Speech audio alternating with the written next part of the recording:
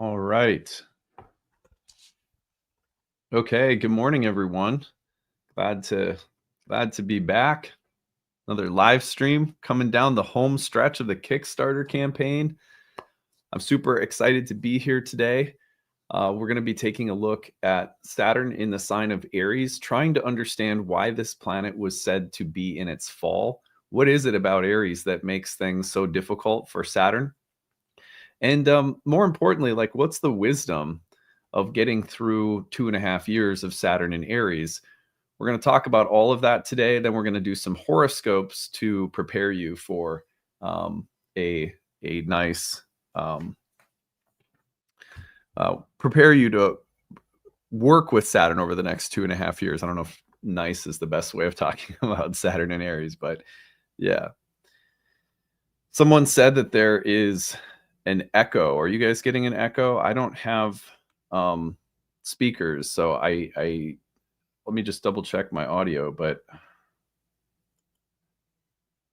yeah, let's see here.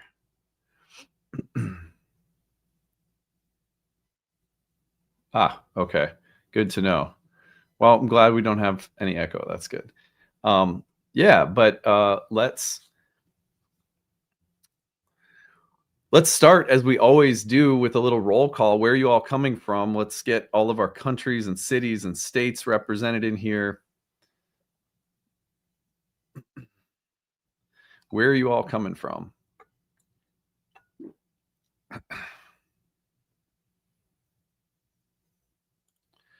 Respect the general. Saturn, we are welcoming you in Aries. I love that.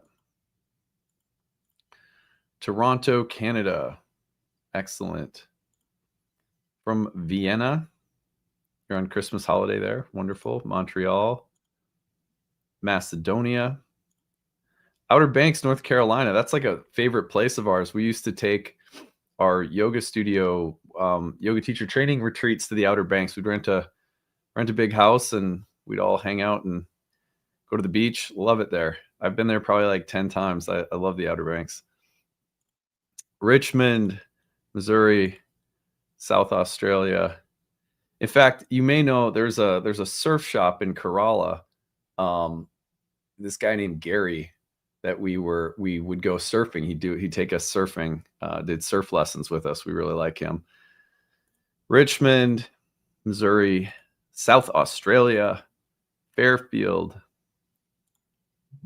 Burgettstown, Pennsylvania. Okay. A-Town, Washington. Year one student from the French Quarter. I think you were here yesterday. Slovenia, Vermont, San Diego, Colorado, France. Oh my gosh, I love it. New York. All right. Another New York, Rio de Janeiro. I love that.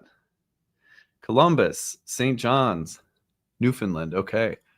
Bucharest, Romania. Back in the house. Love seeing you here. Thank you for being here. Hollywood, Florida, from Vienna. All right. Ecuador. Love it. Good morning. Philadelphia, Sweden. Adirondacks, Chicago. Represent. San Francisco, Milwaukee, New Hampshire, Greece, Guam, Italy. Are you guys ready to talk about Saturn in Aries? This is a big transit. In this position, Saturn was said to be traditionally in the sign of its fall. Ooh, what does that mean, though?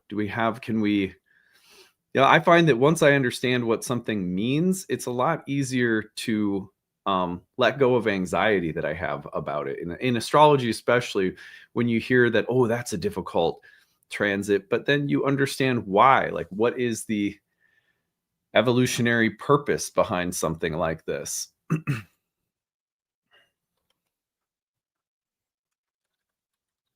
me just a second.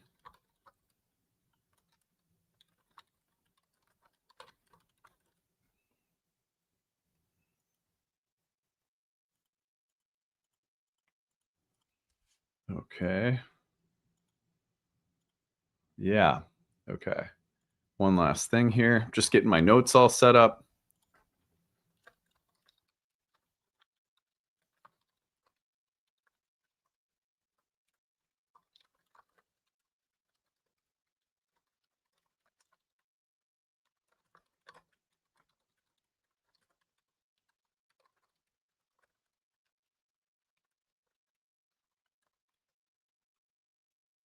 Okay.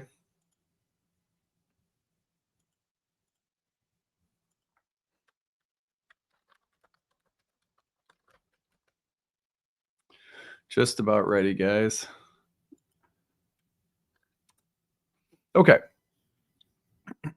Let's see. See if a few more where a few more of you guys are coming from, and then we'll get started. Las Vegas, Kansas City, Columbia, Virginia. I'm nervous about it going through your 8th house. Yeah, for sure. We're going to do some horary charts today. We're going to do some horoscopes today, and the horoscopes ought to give you, a little bit more grounded sense of what's coming, not just, oh my God, it's the 8th house, but like, what might that mean more specifically, that I can start to work with, and not just have this general feeling of doom. So yeah, Emma from Park Rapids, Minnesota. That's awesome. Love my Minnesota folk. There may be a wee bit too much light and fast action for the general. Aries don't jive with restrictions. Right. Love this. Melbourne. Okay.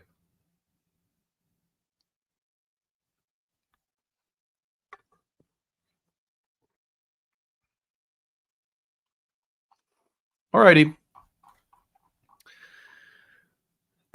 So I think you all know by this point in time that before we get into anything on this channel, I always ask you guys to like and subscribe. If you're new to the channel, subscribing helps us grow. We're seeing if we can get to 100,000 subscribers on the channel by next year, next summer, hopefully. So if you listen regularly and you're not yet subscribed, take a second to do that. If you're live here, obviously, giving us a thumbs up. But if you're listening later, all of that still counts and helps us. You can find transcripts of any of these daily talks on the website, which is nightlightastrology.com. I also want to emphasize that if you're listening to the replay of this later, that you'll be able to find the transcript of this later too. So now, the big thing is, of course, we are just 10 days away from New Year's Eve, which means we have just 10 days, almost 9, left to go in our annual Kickstarter campaign. And I'm doing these lives as a way of rallying support for the Kickstarter campaign. So while we are live today, I'm going to put the link to the Kickstarter into the live stream chat box. Let's do a little quick math. We have between 9 and 10 days left to go, and we need 2,043 backers. As of right now, we're at 980, which means we need 1,063 more backers in just 9 or 10 days. So we need about 100 a day. That is a lot, but we need that support to come in during this live stream. So I've got a couple of things. I'm going to tell you about some rewards, ways that you can pick up some really cool things from Nightlight as a reward for pledging and supporting the channel in the year ahead. But also there'll be a giveaway today. Yesterday we did a giveaway every day for the rest of the Kickstarter.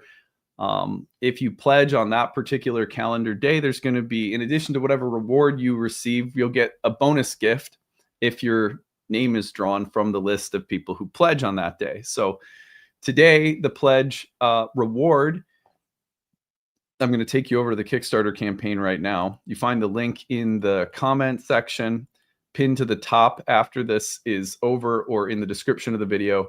And then I'm just going to put it again into the live stream comments.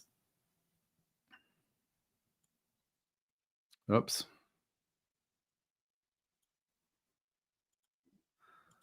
Okay. Sorry, guys. I've got my screen jumping around here. Okay, there we go. So the giveaway today, if you pledge today on December 22nd, you're going to get a free masterclass for your donation. So the masterclass is a yearly class that I teach. There's one class per quarter, usually three different lectures per class. So it ends up being about 30 to 40 hours of content on the year. And when you're on the Kickstarter campaign, you're going to scroll down and you'll see the previous year's masterclasses, as well as this upcoming year's masterclass. You can pick any of them you'd like. So if you want to join us for this year's masterclass, it's on the decans. We're going to be starting in January, and over the course of 12 classes over the course of the 2026 calendar year, we will be meeting to go through all 36 decans of the zodiac. It's kind of a deep dive into the decans. So you'll find that if you scroll down, you'll see other yearly masterclass bundles, the 2025 archived masterclass bundle on the Purushartas. So you've heard me talking about Dharma, Artha, Kama, Moksha. This is about 30 plus hours worth of content on the houses through the lens of the Purushartas and Indian astrology. So if you want to get to know those philosophical areas that I'm always talking about, this would be an archived masterclass you could pick up. The 2024 masterclass includes a class of 3 lectures on the fixed stars, alchemy of the outer planets, lunar nodes in ancient astrology, and the archetypes of the astrologer. 2023 masterclass includes mysteries of the moon cycles, cycles of Venus and Mercury, Zen and the art of zodiacal releasing, and unlocking temperament and personality. So again, it's like about 40 hours worth of content for each masterclass bundle. So you could join this upcoming year's masterclass, or you could pick up one of the previously archived masterclasses. We'll be giving that away, one of those bundles, whichever one you'd like, to one person today. We'll be drawing a name from the list of those who pledge. So keep that in mind. The best deals through the Kickstarter campaign right now are our class passes. So if you want to come study at Nightlight, we have, in addition to yearly master classes, we have a first, second, and third year in natal Hellenistic astrology with a psychological and archetypal bent. We have a class in horary astrology. We have yearly master classes. We have a yearly guild membership that's for advanced practice and workshopping. So lots of ways to study and learn with us at Nightlight, and you can pick up class passes. At the bottom of the reward list, you're going to find these are the best deal of the year, the best sale of the year for us at Nightlight. And when you start blending the class passes, like when you go to a 2-class pass, a 3-class pass, or a 4-class pass, the savings goes up to 75% off the cost of each individual program. So easily the best way to come study at Nightlight. The passes don't expire, so you can use them at your own pace. You could take 1 class or 2 classes in 26, 2 more in 27. So really good deal. Great way to save, great way to support the channel and the school. Remember that we also have a few basic rewards like the astrology of the year ahead video, which is about 2 hours worth of content, hour and a half, I guess, on the all the major astrology of the year ahead. We have year ahead horoscope readings that give you about 4 to 5 hours worth of recorded content. It's horoscopes for all 12 signs on the astrology, major astrology signatures of 2026. Those are all great gifts you can pick up. You can get in on the new early release of my next book. There's also a couple guided meditations if you like the guided meditation work I've been doing on the channel lately. So all sorts of stuff over there that you can pick up. I want to, again, emphasize that if you donate today, you'll be entered for a chance to win a masterclass bundle. You can go with next year's masterclass and join us live, or you can pick up the bundled archive of a previous year's masterclass, whatever you want. So thank you in advance to everyone for all of the, let's see, where are we at now? We're at 980 backers. We still need over 1,000 backers before New Year's Eve, guys. So if you haven't yet donated, please consider supporting us. There are about 3 hours worth of work and effort that go into the production of content every single day, year round. A staff of 12 people. Of course, this is how I earn my living, and it's also how I support my staff and make sure that our school can offer really flexible pricing so that all of our programs allow astrology education to be really accessible. People who have very, very little and are really suffering or struggling financially are still able to take our programs. And the reason for that, we don't have to have a bottom line when the Kickstarter succeeds. When the Kickstarter does well, I've got my staff budget for the year. I've got enough to work with so that my programs can have a significant chunk of need-based tuitions going to people. So that's our business model at Nightlight. We believe it works, and it's a kind of innovative way of doing things that works out to make astrology accessible. So if you appreciate this work, ask yourself one simple question. I would recommend that everyone ask themselves as they're considering donating or not, which is, does this channel regularly give you inspiration, insight, humor? Is this a warm, trusted place of astrology that accompanies you throughout your day, your year, your week, whatever the case might be? If so, please consider pitching in and supporting us. We could really use it. We have a big push to make here with just days left. So on that note, I'm going to drop the link to the Kickstarter back in. There it is one more time in the live stream. You can find it pinned to the top of the comment section or in the description of the video. Now we are off to the races. Let us go into Saturn in Aries. It's it's a huge transit, obviously. One of the reasons that we tend to get really amped up about Saturn transits is that, first of all, they're long. So they last about 2.5 years per sign, 2 years and 5 months to 2 years and 6 months. And as they work their way through that makes Saturn, of the traditional planets, the slowest to move through one whole sign house of our chart. And Saturn is the great malefic. The great malefic means the slow moving malefic. So the difficulties that Saturn, visits upon us are really often like heavy, deep work, spiritually, psychologically. There's a lot to be carried. And I think the trick for any Saturn transit is knowing how to recruit Saturn to help us carry the weight, because symbols work as containers. When you become aware of the fact that your life is moving through a season that's not just events happening that are good or bad, but that represent a quality and a meaning symbolically, then when we recognize that and sort of work with that, that's a phrase we use, but what do we mean by that? When we consciously acknowledge the symbolic field we're in on a mythopoetic level, imagistic level, ritual level, a conversational dialogue we create, we start participating in a field of meaning rather than just suffering through a series of events.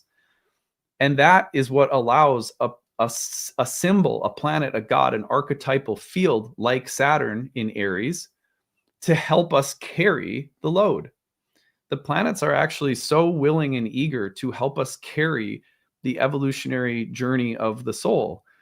But they can't carry it for us unless we take time to get to know the field, just like getting to know a person. And by getting to know the field, there's a kind of intimacy that arises, and the intimacy helps us carry the load. So what I hope to do today is just, is Saturn in Aries really just terrible and jacked up to the point that we should all just get freaked out? There's some reason to understand why Saturn was considered in its fall in this sign, maybe one of the worst places of its debilitation. But what does that mean? And how can we see that as a field that still invites us to participate, that still is willing to help us carry the load? As a symbolic container, it says, put some of this on my shoulders. I can help you. So I wrote something, just a little introduction and as you guys know, I'm prepping my next book. And I just finished one, and that's in the process of being edited right now. And then I'm going to start work on another book in the spring. And what I've been doing is just finding draft voices. So anytime I can get an opportunity to write in daily content is good for me right now, because it's helping me find the voice, the tone, the style, kind of experimenting with my prose. So I wrote this today, Saturn in Aries, just as a little warm up for our talk. Now, I also have 3 different layered I Ching readings that I did this morning, which I will synthesize and present to us as more ways of understanding Saturn in Aries. And then we have horoscopes as well. So hopefully we'll cover this from a nice, well-rounded perspective. All right. So here's what I have for starters. I called this on the difficulty of beginnings. Remember, Saturn in Aries is in a sign that is an initiating sign of spring in Aries. This is when the light returns from the symbolic standpoint of the Northern Hemisphere. So the sign is associated with initiation of new cycles, light, life, etc. Saturn is naturally in its fall in this sign, and its exaltation is in the fall, at the fall equinox in Libra, when the light is dying for the year, and it sits therefore at the threshold of the dark part of the year, when it's more about endings and the resolution, the decay, the breakdown of the light cycle of the solar year. So Saturn in Aries on the difficulty of beginnings. There is a particular kind of difficulty that comes not at the end of something, but at the beginning. Not when something is breaking down, but when it's trying maybe just a little too urgently to come into being. I think this is the difficulty that we encounter when Saturn moves through Aries. In traditional astrology, Saturn is said to be in its fall in the sign of Aries. When we hear the word fall, it can sound moral or catastrophic or hopeless. It can sound quite ominous. But in the ancient language of astrology, a fall, it's not a punishment, it's a condition, a natural condition. It describes a place where a planet's nature is strained by its context, by its surroundings, and therefore its gifts are not easily expressed, and wisdom has to be earned rather than easily given or assumed. Saturn is the planet of time, of gravity and gravitas, of patience, of consequence, and of endurance. Saturn teaches us how things last, how structures hold, how limits form and protect, how maturity is formed slowly and often forged through tremendous difficulty and effort. Saturn doesn't rush anything. Saturn waits. Saturn measures. Now, Aries, by contrast, is the sign of beginnings. Aries is the first raw red breath in the world. It's the first step. It's the first spark. Aries has to move forward because something has to move forward. It acts because action feels necessary. It feels urgent. It feels alive. It feels immediate. Aries is the moment when life pushes itself into form without yet knowing how that form will hold. It's like a baby coming into form out of the mother, and it can't even walk yet. But here you are.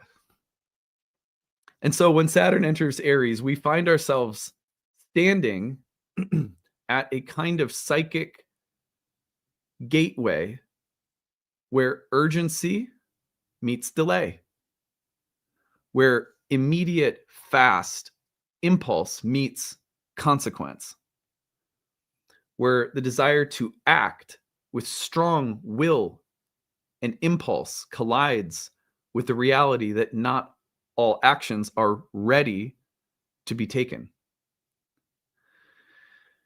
This is why Saturn is said to be in its fall in Aries. Aries is the place where light returns in the spring, where the days lengthen, where the sun, the symbol of vitality and will, is exalted.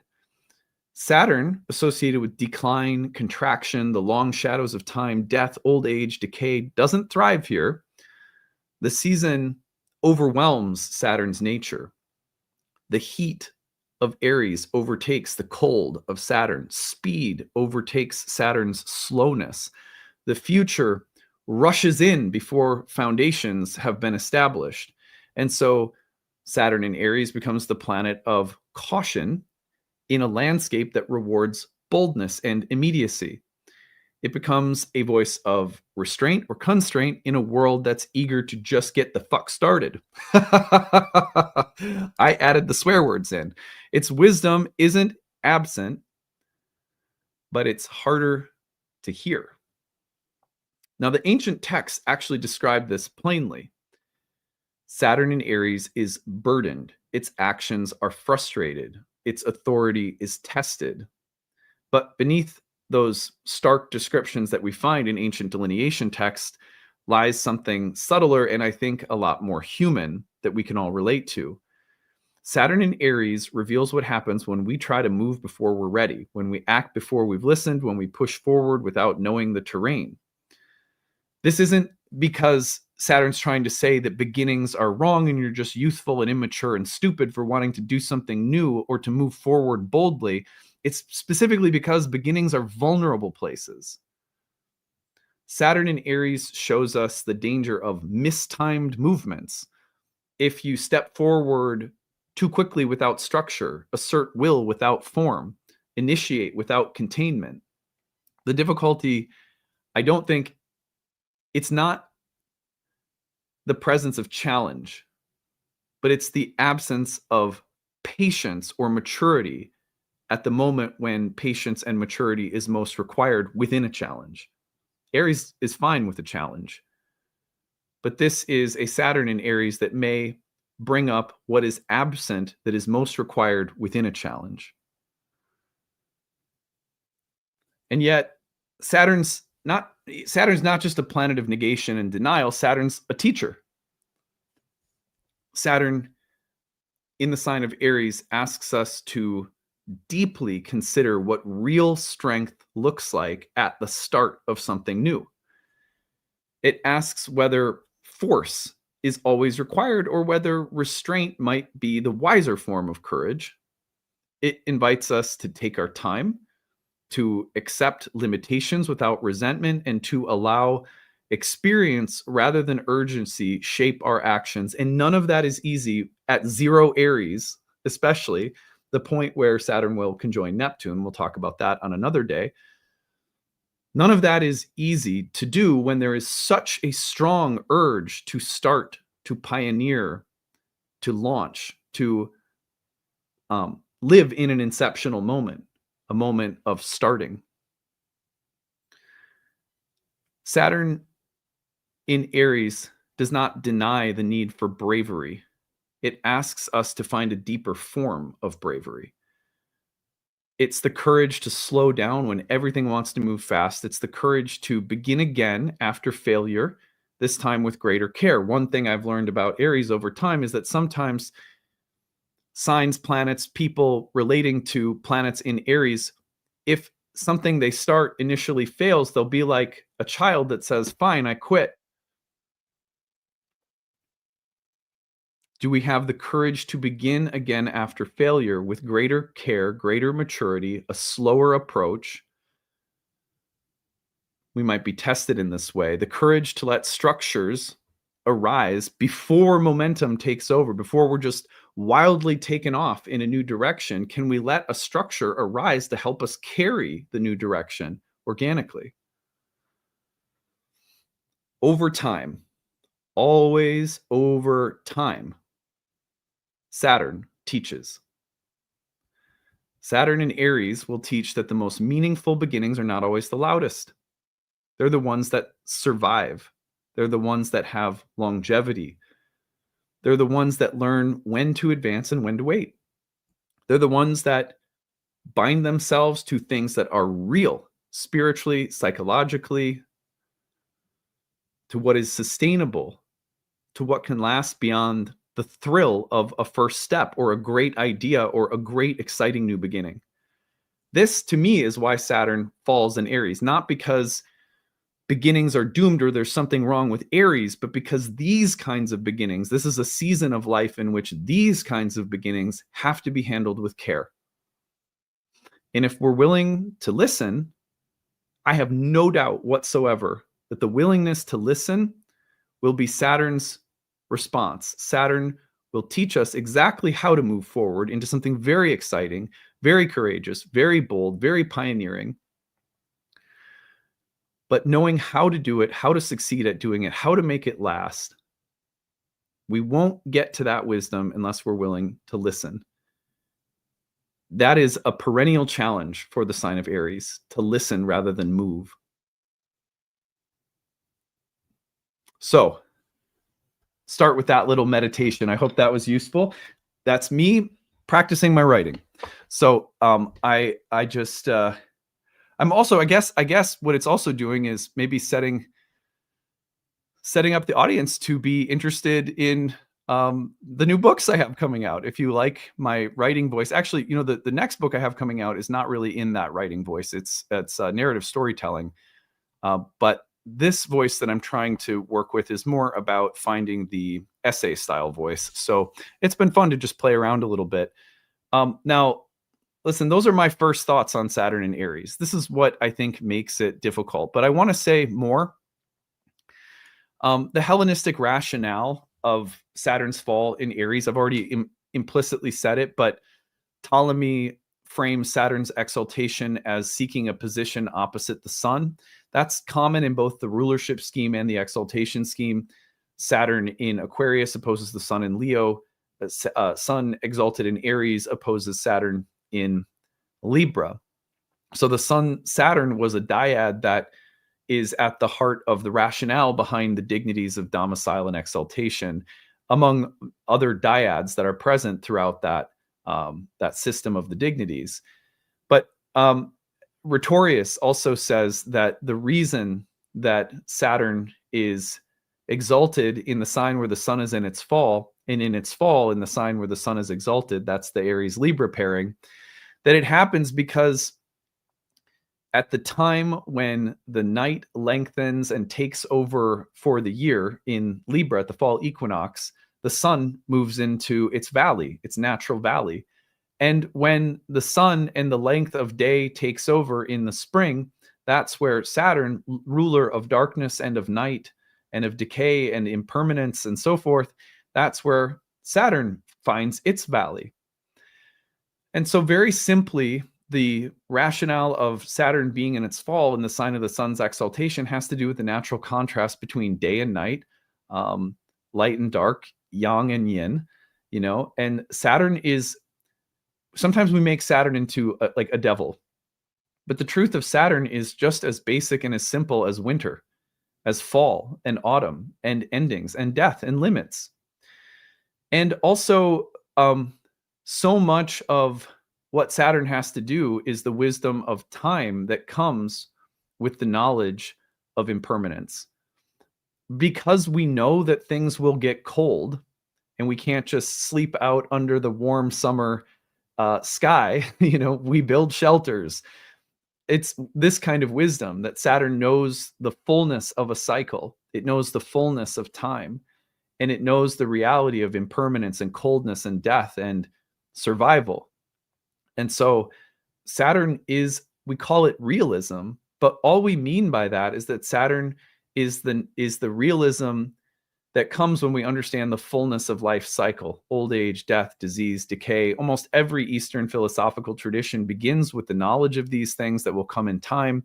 So as much as we'd like to just, you know, cozy up in the material energy and try to find warmth and enjoyment, disease will come, sickness and old age will come. And your longevity as a spirit soul, your health as a spirit soul, is tied to how deeply you've been able to reconcile yourself to those realities. So we can't fall asleep in the spring and summer dream. We need the reality of fall and winter. And that's really all that Saturn is. And it's just as natural as summer and spring. It's not really any more benefic or malefic. However, on a human level, old age, death, disease are scary to us. Winter is a time of survival, you know, for thousands of years on planet Earth. So the categories of malefic and benefic pertain more to how we experience and classify things that are all thought of as eternal, divine, and natural. Keep that in mind because it can help us to remember that Saturn in Aries, when we say that it's in its fall, it really has to do with the contrast and sharpness between archetypes that are both natural. The tension between them is what we want to understand. Once we understand that, we can understand why, on a human level, we might all sort of consensus reality describe it as difficult, but we can also understand why it's an evolutionary necessity and why the tension between certain types of opposites or archetypes is natural and normal, healthy, creative even. So,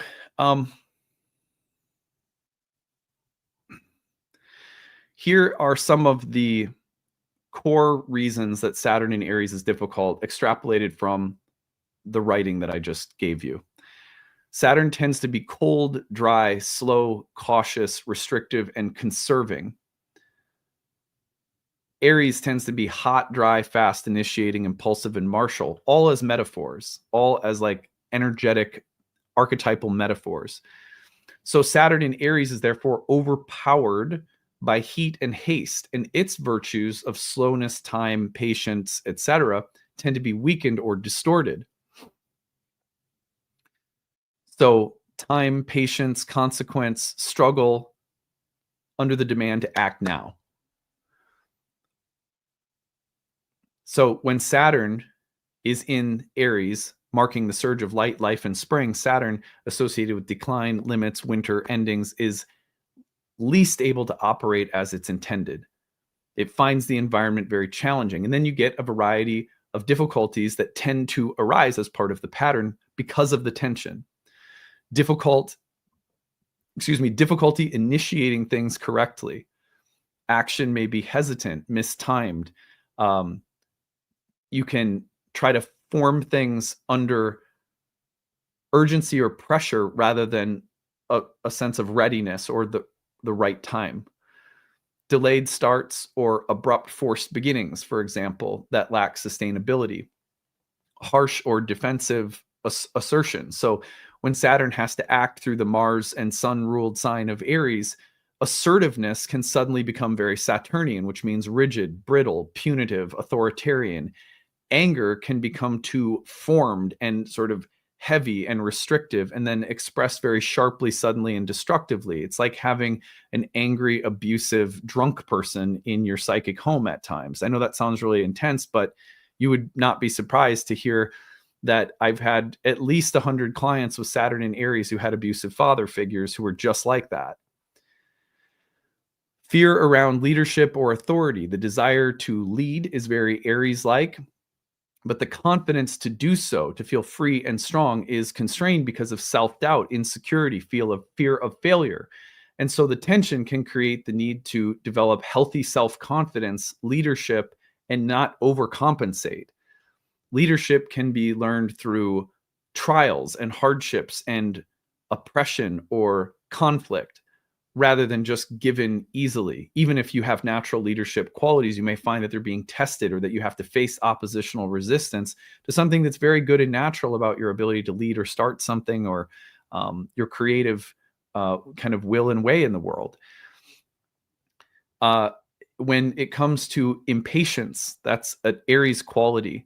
The impatience will be met with really aggravating limitations. So Saturn's need for gradual, slow, steady progress will meet with Aries urgency, and Aries can feel like a teenager who just wants to take the car before they've got their license and they're pissed, you know?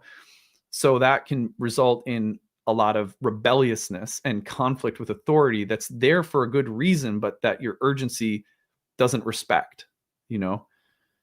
These are just, I'm just, kind of trying to give you a wash of how the challenges archetypally can show up.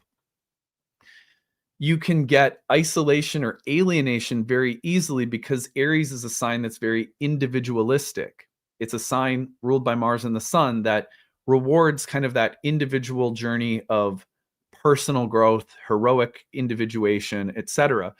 Well, place Saturn in this sign, and some of the traditional texts, a variety of them, say that this is a friendless placement, friendless, or that it can speak to social friction, acting alone, feeling unsupported, especially in moments where you're trying to become something or become someone, but it's like there's no one there supporting you, validating you, or it can even feel like people are actively opposing you as you are reaching a moment that feels like an important moment of personal individuation. Let me give you an example. When Saturn was last in Aries, I was in late high school and I was being bullied for at least the first year of Saturn in Aries. I was punched.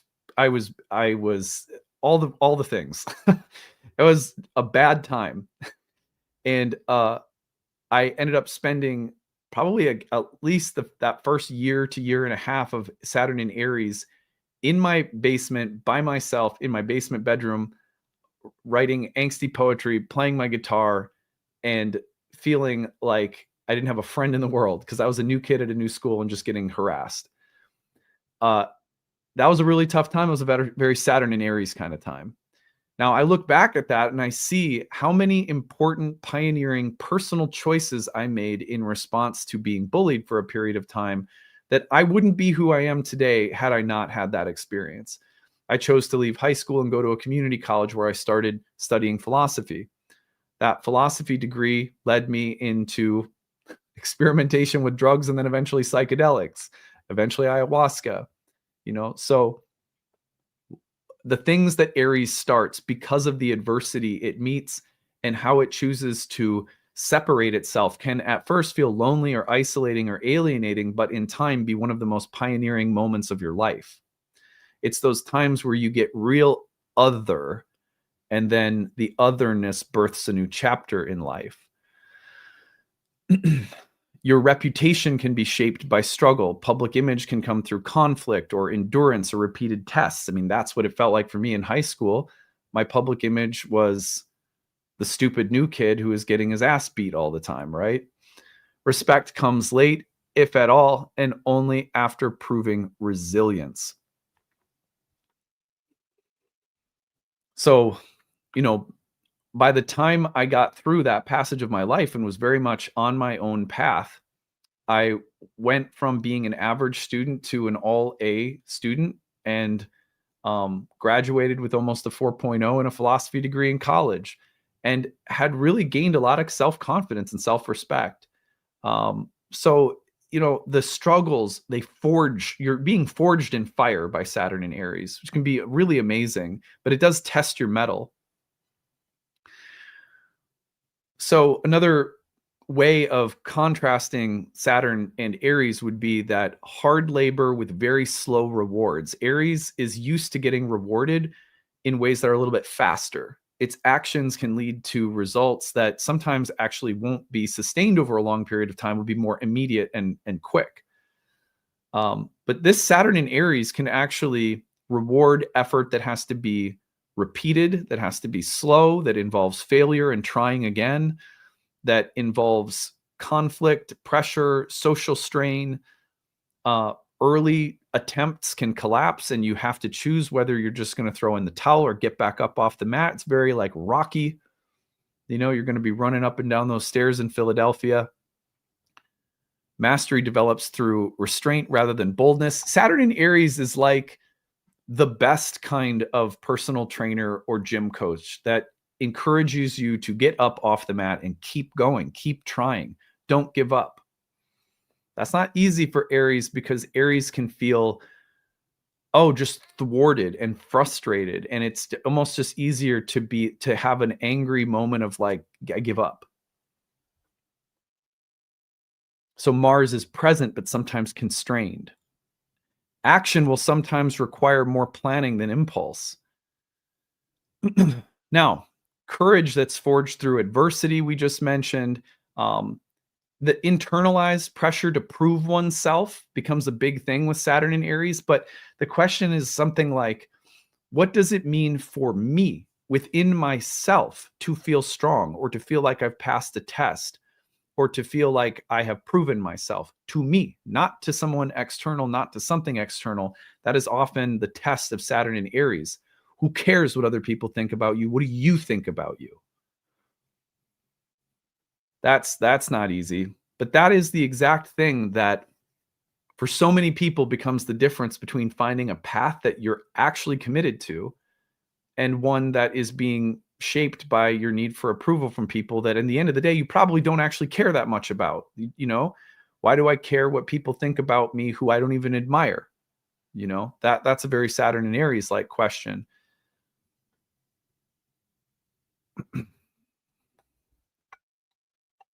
Learning constructive ways to release anger, frustration, constructive uses of willpower versus immature. I think the constructive potentials is that this is a Saturn that gives exceptional stamina once momentum is built.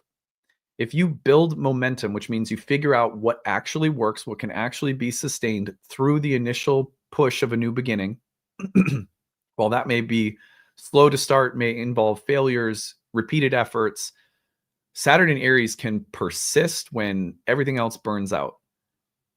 The thing about a fall, a planetary fall, that you can find present in all these delineation texts is that there is no place to go but up from a fall. So while something may not start well, if you keep going, it has nowhere to go but up. That's also the danger of an exaltation. Something is lifted up on high, it has nowhere to go but down, which means pride is your enemy for an exalted planet.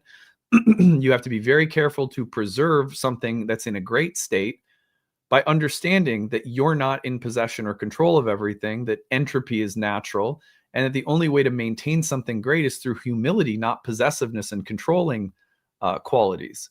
That's a lesson for exalted planets. For planets in their fall, it's like, look, things might suck, but there's nowhere to go but up. You'd be surprised at how many people with planets in their fall become, in a sense, that planet can kind of become exalted over time. Let me give you a simple example. My bodybuilding coach, who at one point in time won a major title, he was picked on in high school like I was. And this was one of the things that drew me to him right away. I was listening to him on a podcast share a story about getting beat up in high school. And he was like really, scrawny or whatever. And he was like, and I took it as an opportunity to start working on myself. And so, he got into bodybuilding and he was like this little dweeb in the gym, and then, he becomes like a champion. And he has a fallen Mars. He has a fallen Mars in Cancer in his chart. He felt like he was teased because he was sweet and sensitive and quote unquote effeminate. Saturn and Aries can work in very similar ways where things where you feel like your will, your creative impulse, your most like sweet, tender, vulnerable, creative impulses, when I see my kids trying to create something and they're excited about it, I have to be really careful. I don't kill their joy in moments like that just because I'm tired. I really want to show you this thing I created. Okay, let me see it. I'm like half falling asleep. I'm dragging myself through the day or whatever, because it's this time of year. If I don't take that moment, it can crush their spirit. Here's the thing, is that Saturn in Aries isn't here to crush your spirit creatively. It's here to tell you, like, look, if you keep working, don't give up, keep going in the direction of your creative dreams, but take the feedback, wow, you're going to sustain that effort over a much longer period of time. It's the warrior who learns patience. It's the hard beginning, but it leads to enduring strength. So, let's pause here for a moment before we keep going. What I'd like to do next is show you the timeline of Saturn in Aries. And then plug the Kickstarter. And then we'll go into some I Ching. And then we'll do horoscopes. All right. So we're going to see Saturn move into Aries in February. Of course, it will be conjoining Neptune in February. And I've got 2 full days worth of content at the end of the year. It's kind of our grand finale. We're going to look at the biggest transit of 2026 as Saturn-Neptune next week. Here's Saturn in Aries. And you're going to see it's just kind of plugging along. Its retrogradation comes and then it goes forward again. We're not going to see it get to Taurus until right about here. This is the spring of 2028. So we have a significant amount of time prior to Saturn entering Taurus, about 2 more years. And we got a good chunk of Saturn in Aries last year already too. So about 2.5 years total. So what we're going to do in a minute here are some horoscopes, but you can think of this transit as about 2 years long, starting in February. You got 2 full years of Saturn in Aries. What's that going to look like for us, right? So let me get this set up so we can go through all 12 whole sign horoscopes in a minute. What I'm going to do now is just take a moment to refresh the Kickstarter, and here we go. So if you have not yet pledged to the Kickstarter, Let me just refresh here and get this going. Sorry, a second. All right, guys, we have had 2 backers since the start of today's live stream. We can do better. We can do so. We're an hour, almost an hour in. We've got over 300 people here. We have had 2 backers. Let's go. So here's the link to donate in the comment section. If you have not yet, come study with us. Pick up a class pass. Make that commitment. Dive into studying astrology. Watch it completely transform your life. When you learn the language at a real deep, intensive level, it is game-changing. It completely shifts your paradigm. Whatever you think you know about astrology too, if you haven't studied ancient astrology and gone really deeply into the philosophical, the metaphysical, and the techniques of ancient astrology, it will blow your mind and it will change your life. I would say one of the most common things that people report when they come and study at Nightlight through our programs with all of our staff, not just me, but a whole staff, a very good, warm, friendly community vibe, is that your life has changed. People go through some pretty transformative experiences in their life when they start moving into the temples of the gods and like really deeply inviting them in. So I encourage you, check it out. Come study with us while the class passes are on sale. Let me put the link to the Kickstarter back into the comment section a few times here. We need about 1,000 plus more backers between now and the end of the year. So that means we really need your help to get there. We need, like 1,000 plus backers in the next 10 days. By later this afternoon, with the way the clock works, it'll be 9 days. So if you haven't yet donated, please consider pitching in and supporting us. Yeah. I want to see by the end of today's live stream, I want to see 20 backers. I feel like we can get there. We need maybe 18 more backers in the next hour or so. Let's do it. Okay. Thank you to everyone, all 982 of you who have supported us so far. We really appreciate it. Can't do this work without you. All right, let's get into the I Ching. So the first thing I asked was,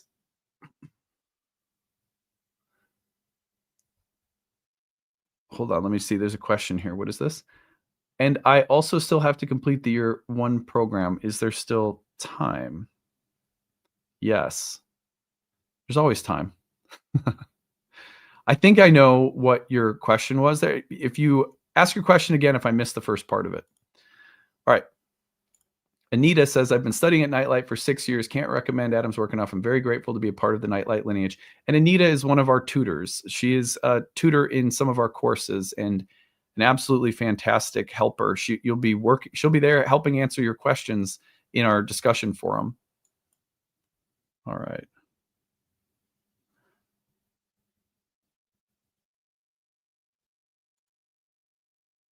Thank you. Yeah, it's a great community. All right, let's talk about the I Ching. So as you guys know, I'll consult the I Ching and I'll say, what is this about? Like how should we understand this? So I did 3 readings. The first one was just help me understand the signature, the symbol, the field archetypally of Saturn and Aries. So it came back hexagram 29. I'm going to read you this one.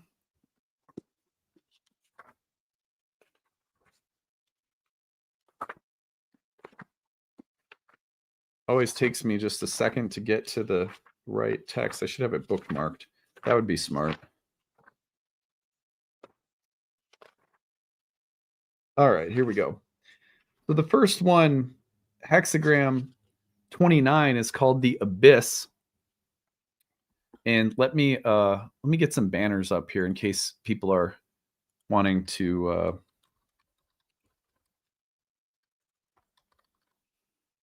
follow along.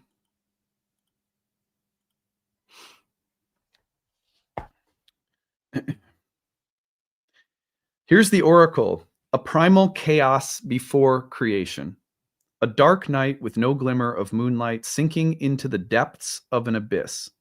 Such is the nature of the womb that births the eminent ones. A journey at this time is favorable for avoiding the pitfalls. Move to sidestep the path of the storm. Seek refuge and to be refuge. Honor the gods and ancestors to receive further insight. Great depths, the abyss. Exercise caution. In such darkness and obscurity, there is potential for danger. Be wary of pitfalls, entrapment, and perils.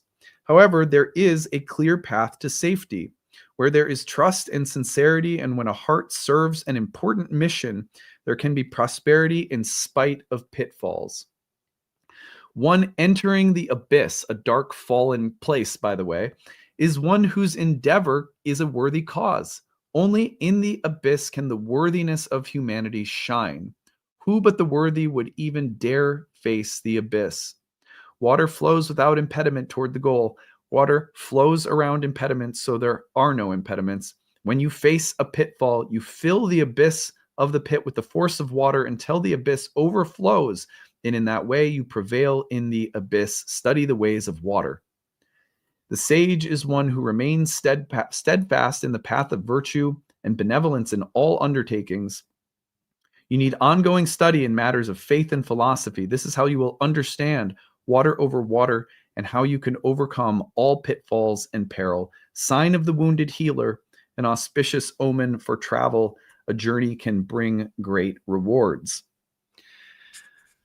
So this hexagram has doubled trigrams, water over water, and it speaks to like a deep cavernous hole that someone has fallen into.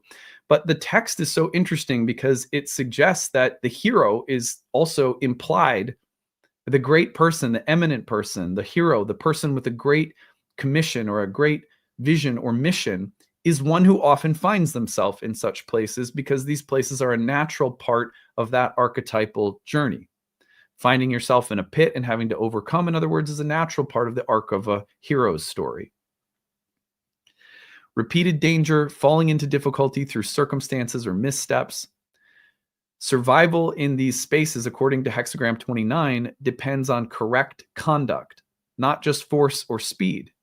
That's Saturn in Aries saying, look, when you encounter danger, adversity, peril, obstacles, when you're sort of in the pit, the appropriate thing to do is to be wise. That's why this hexagram encourages studying great people, studying philosophy, studying wisdom traditions, because those traditions tell us how to work our way out of really difficult circumstances in the name of a higher mission or journey. This is why it's also favorable to have somewhere to go, to have a mission or a journey, because the wisdom of that greater goal teaches you how to escape places of peril.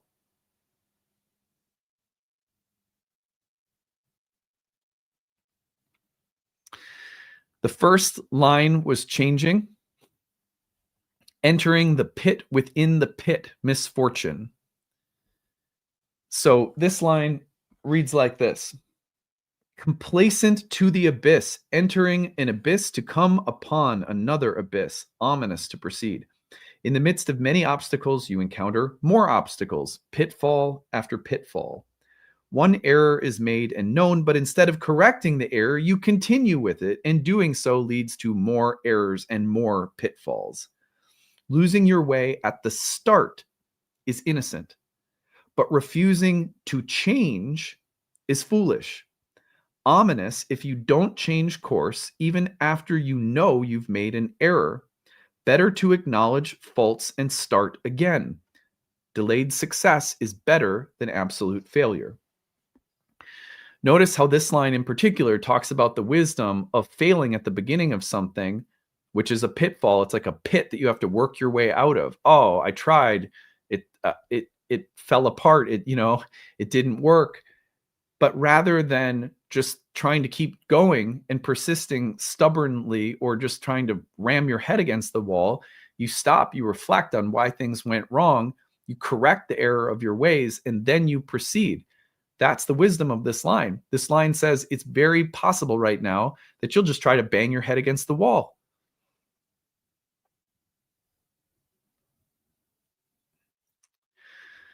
This line is especially Saturn in Aries because Saturn in Aries doesn't deny action. It tends to punish unripened action, immature action, action that starts, fails, doesn't take the feedback, and tries to just keep going.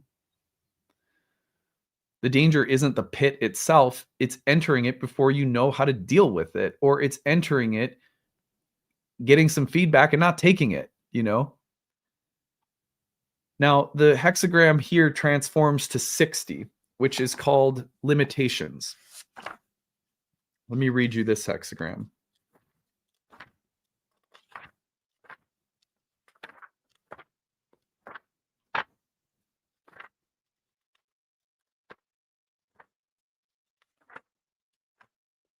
Almost there.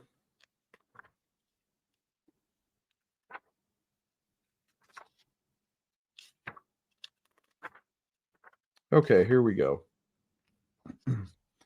Hexagram 60, boundaries. Oh, let me put up a banner for you guys in case you want to follow along.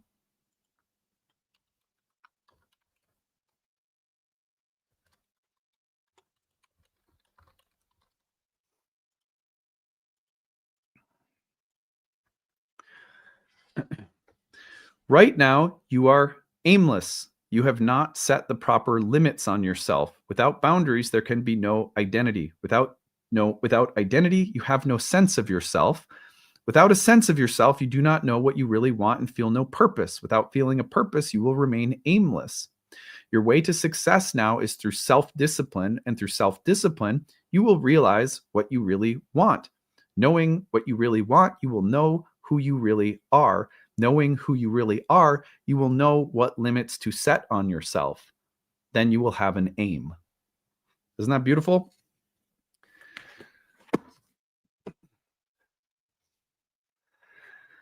So, hexagram 60 is about boundaries, rules, restraint, correct measure, knowing what's enough.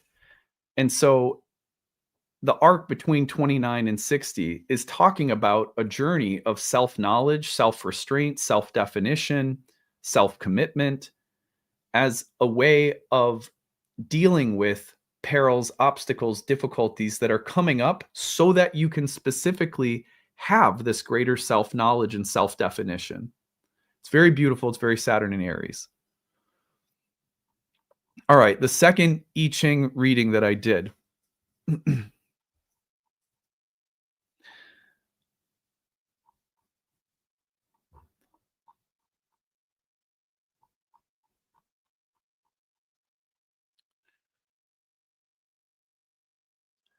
How do we get the most out of this transit?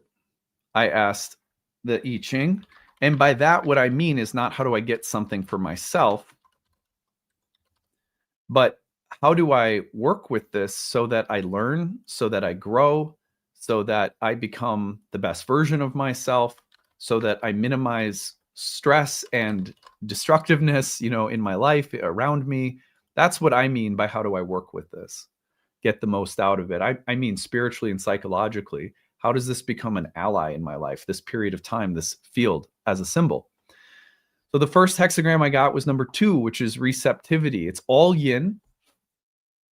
And it speaks to, you know what? I'm not even going to read this one because it's so basic. It's hexagram 2 is pure yin, which is just called receptivity or the receptive. So the core meaning of this hexagram is about yielding rather than initiating, allowing things to arise through patience and organic gestation and development. It's strength through receptivity, not assertiveness. This is a little bit of a, it's not, I wouldn't call it a rebuke, but it's a little bit of, it's talking directly about Aries excessiveness. Saturn in Aries will tempt us to push against resistance. And hexagram 2 says, don't lead with force. It says, let structures, let will, let way develop organically through receptivity rather than assertiveness. It sounds like contradictory, but it's saying look, this is a very, very assertive, potentially very rigid, fiery, masculine place for Saturn. How do you work with this energy constructively? Take a receptive position, become more receptive. Now, line 5 was changing, which is one of the more auspicious lines in all of the I Ching. It says, a yellow lower garment brings supreme good fortune. So yellow in ancient Chinese philosophy was the color of centrality and moderation, like the golden mean, the middle way. Lower garment on the body means humility and service, things that support rather than run the show. So the lower part of the body is about what is supportive to the top part. So we're talking about a yellow garment on the lower half of the body bringing supreme good fortune. That classically would mean something like humility, service, moderation, centrality, and receptivity bring very good fortune with this placement. Don't try to stand out, dominate, take, assert, command. Instead, wherever you want to go, wherever your will, creative force, impulse is leading you, wherever the path of individuation is leading you, consider receptivity, centrality, moderation, humility, service as things that will curb all of the worst of Saturn and Aries. Line 5 is the ruling line of hexagram 2. So the I Ching is saying something like the way to work with Saturn and Aries isn't through assertiveness, but through remaining in a centered, moderate, receptive position and demonstrating restraint and service to something bigger than yourself. That's the way out of the pit. That's the way out of the peril. That's the path, paradoxically, of tremendous personal empowerment and self-definition or individuation. Now, it led in this hexagram sequence to hexagram 8, which is called holding together or union. Union means, what are you bonded to? This hexagram has to do with bonding to things outside of yourself. So the first hexagram says be receptive, be humble, be in service to something bigger. Don't push your own will or way. And then the second hexagram says, what are you linked to? What are you joined to? People, principles, structures, visions, missions. Bond yourself to something outside of yourself and be gentle, service-oriented, humble, moderate, and you will find tremendous success in this transit. Pretty amazing, right? Really simple takeaway. It's very simple advice. A lot harder to execute though, Now, I asked one final question, and that question was, what is the evolutionary necessity of Saturn in Aries? Like, if I had to think about this from the standpoint of why does this have to happen? Why is it a part of cosmic order, so to speak, that this happens? So I thought that would be one last good question to ask in kind of my morning conversation with the I Ching. And I got in this level, on this question, let me just put the hexagrams in.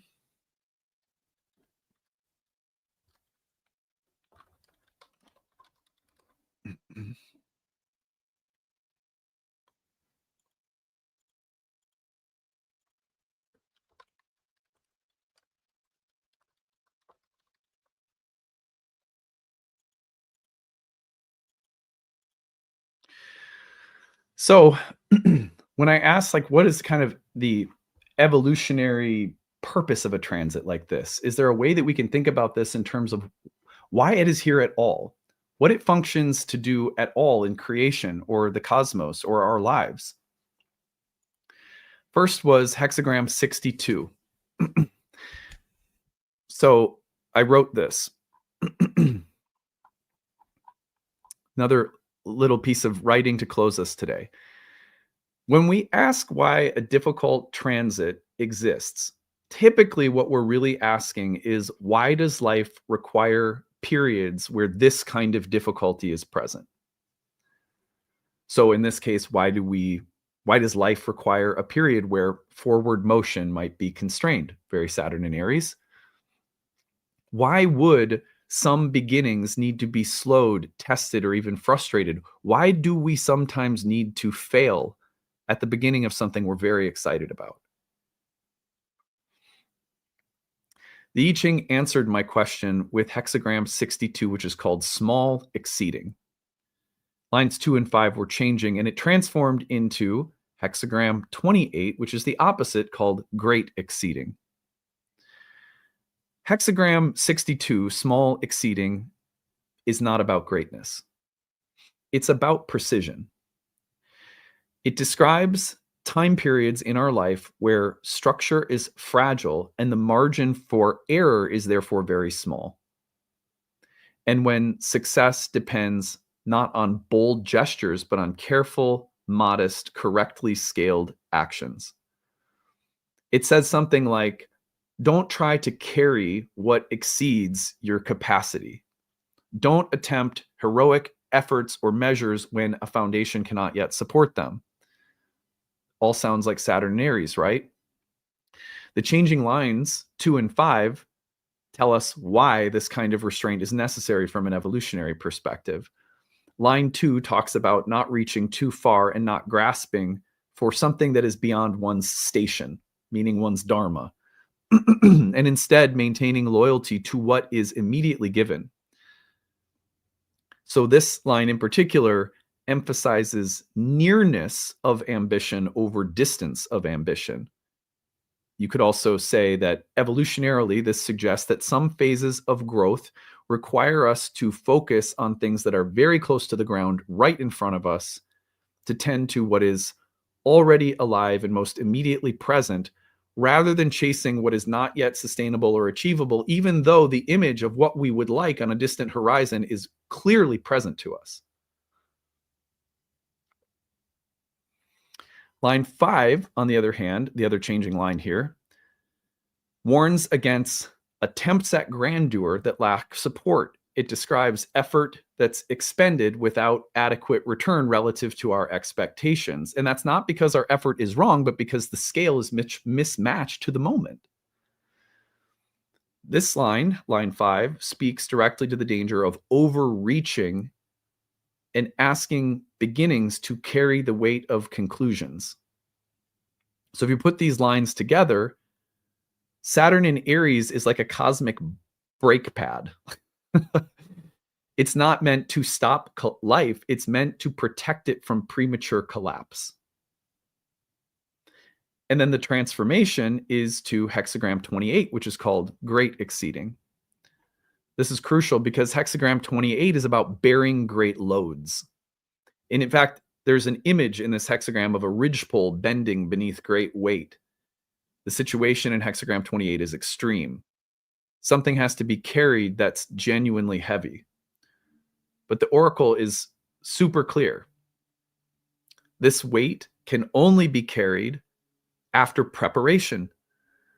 Without prior discipline of the small things, the immediate things, without really getting good at the execution of the small things that are present to us right now, which means restraint, humility, receptivity, service to something bigger starts with service to things that are in front of us.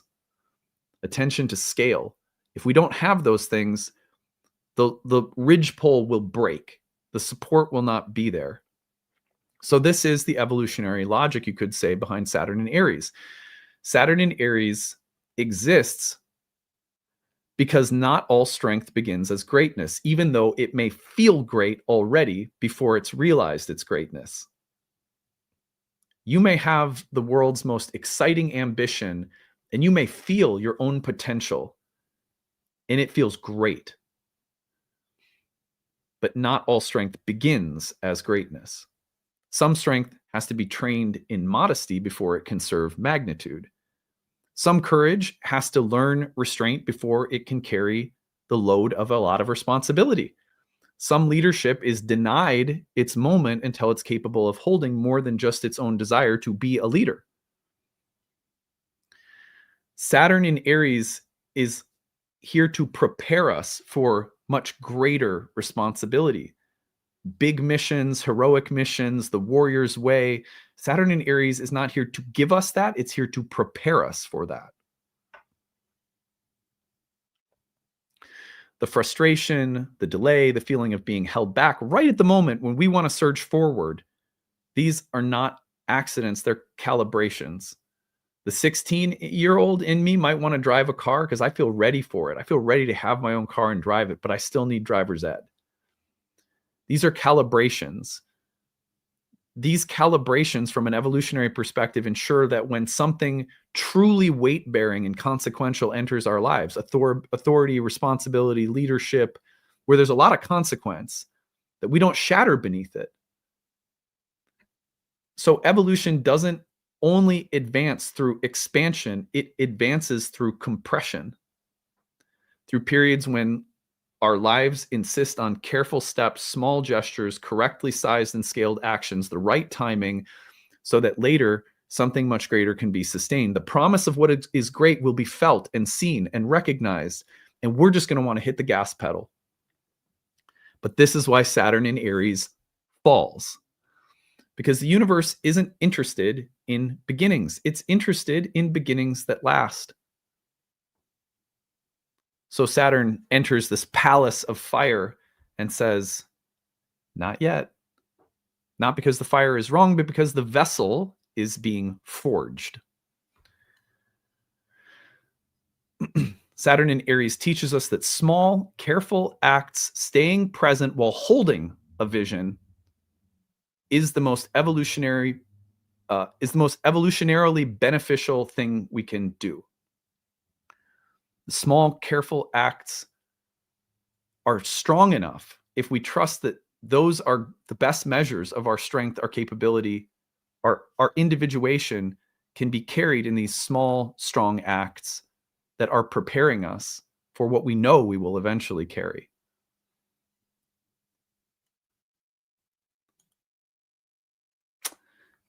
It's like visionary preschool. So anyway, those are my thoughts for the day. I hope that these are a blessing and service to you. I'm going to plug the Kickstarter one last time, and then we'll do some horoscopes, and let's take a look at what Saturn and Aries might be bringing for each whole sign house. Does that sound like a good plan? I think that sounds like a pretty good plan. All right, let me just do one thing here.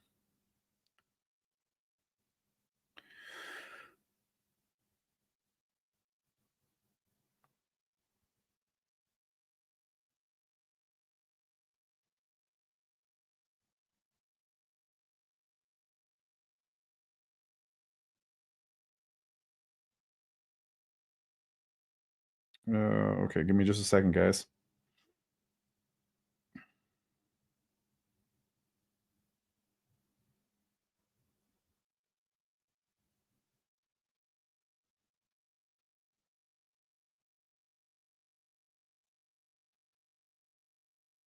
Okay.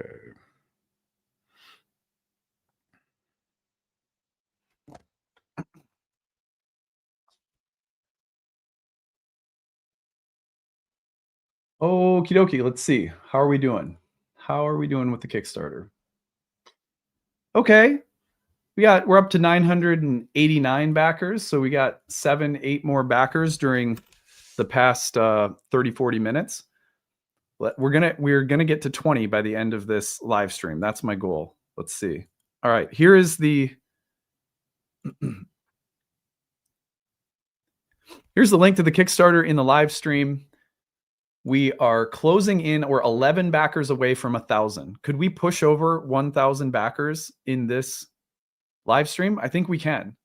I feel like we could 11 more backers in the next 30 to 40 minutes of horoscopes is doable. Let's try it again. I'm going to put the link in the Kickstarter. Thank you to all, now 990. All right, we've got just 10 more to go.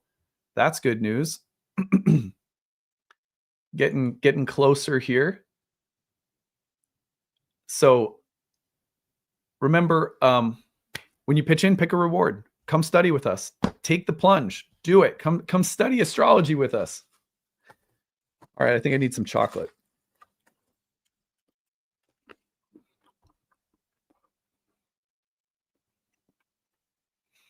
Just get 10 more backers between now and the end. Let's hit 1,000. Let's do it.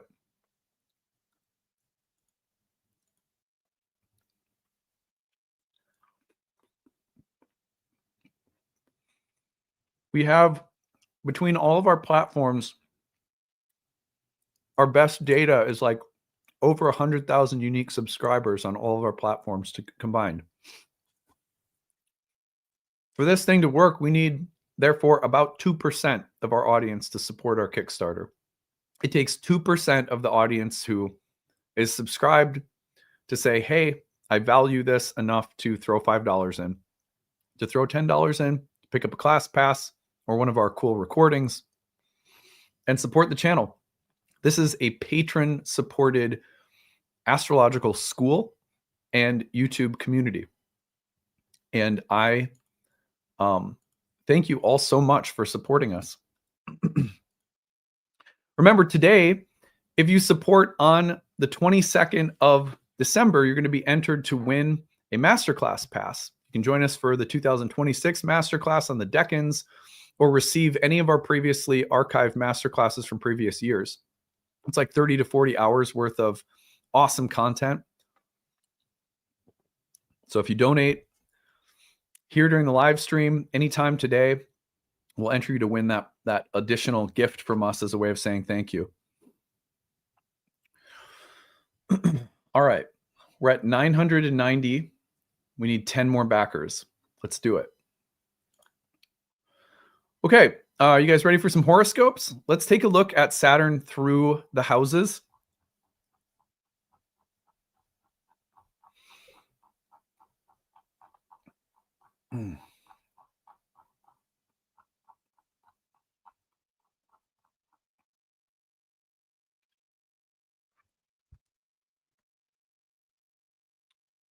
Kickstarter rocks. I chose your book reward again this year. Thank you. Yeah, I can't wait to finish the editing of The Oracle Speaks, share it with you guys. Hoping I'll have like a book release party in person and online. So yeah, I'm super excited to start the next book too.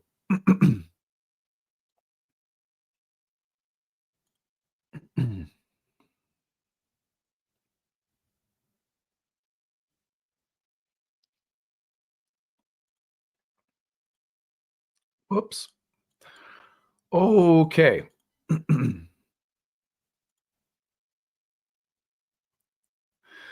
All right, before we get into it, I'm going to take a quick, like 2-second bathroom break. So I'll be right back, guys. Give me just a second.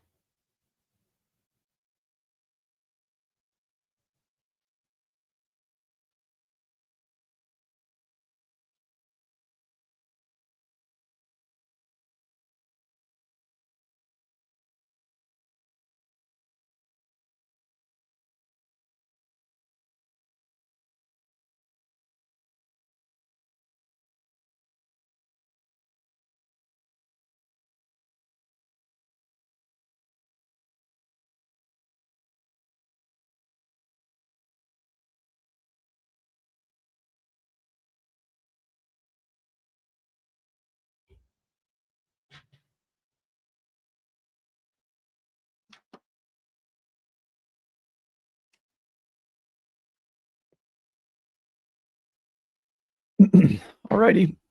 Excuse me, guys. Now let's get into it.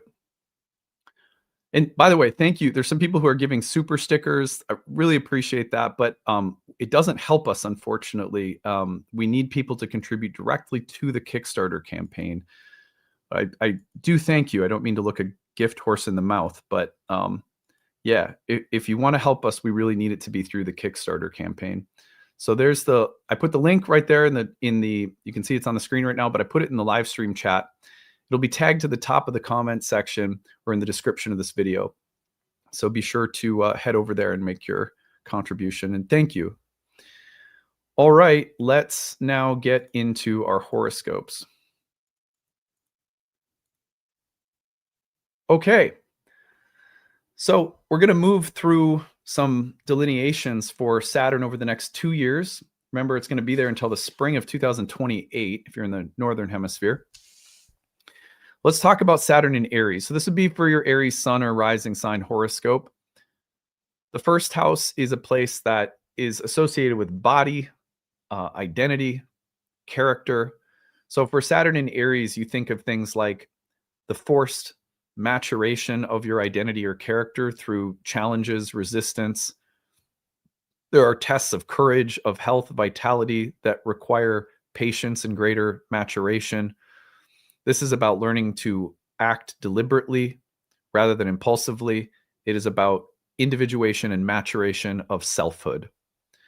That's hard work with Saturn and Aries in the first house. And it would be natural if you're in Aries to feel a little frustrated by this, but let the Saturn and Aries forge within you the best possible version of yourself. Do that work. It's worth it. All right, let's talk about Taurus.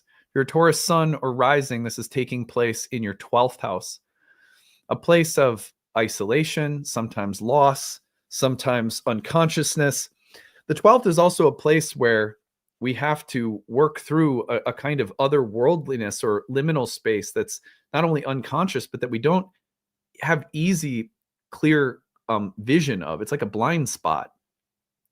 So you think about Taurus is here going through a period of withdrawal, sometimes exhaustion or confinement, confrontation with things that are buried or have been forgotten or are seeking integration.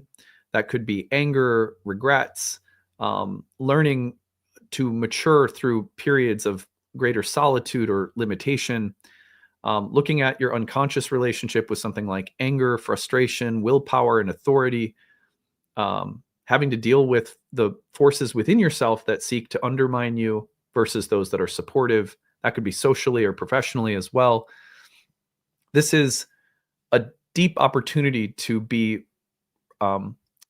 illuminated from within. This is a moksha house that can grant karmic liberation, but not unless you're willing to look at this space as one that you have to kind of sink into in order to receive its medicine and its wisdom. I think, for example, that I'm a Taurus rising, high school, in my basement, alone, being bullied.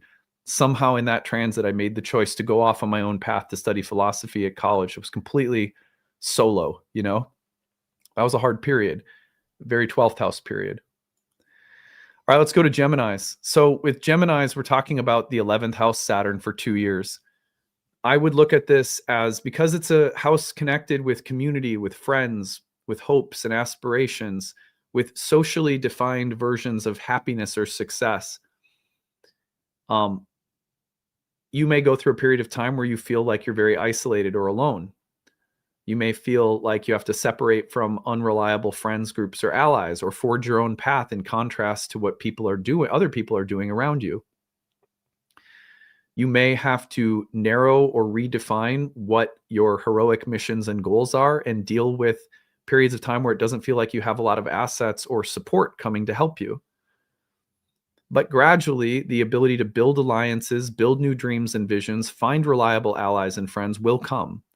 But it may take time and a deep level of refinement with respect to your dreams and ambitions, with respect to social communal dynamics, with respect to who and what you seek validation from socially, professionally. All right, for Cancer, we're talking about the 10th house. This is obviously the vocation house, career, authority, reputation. So this can be about much heavier professional public responsibility or public scrutiny. Your authority may be challenged here. Your leadership may be tested.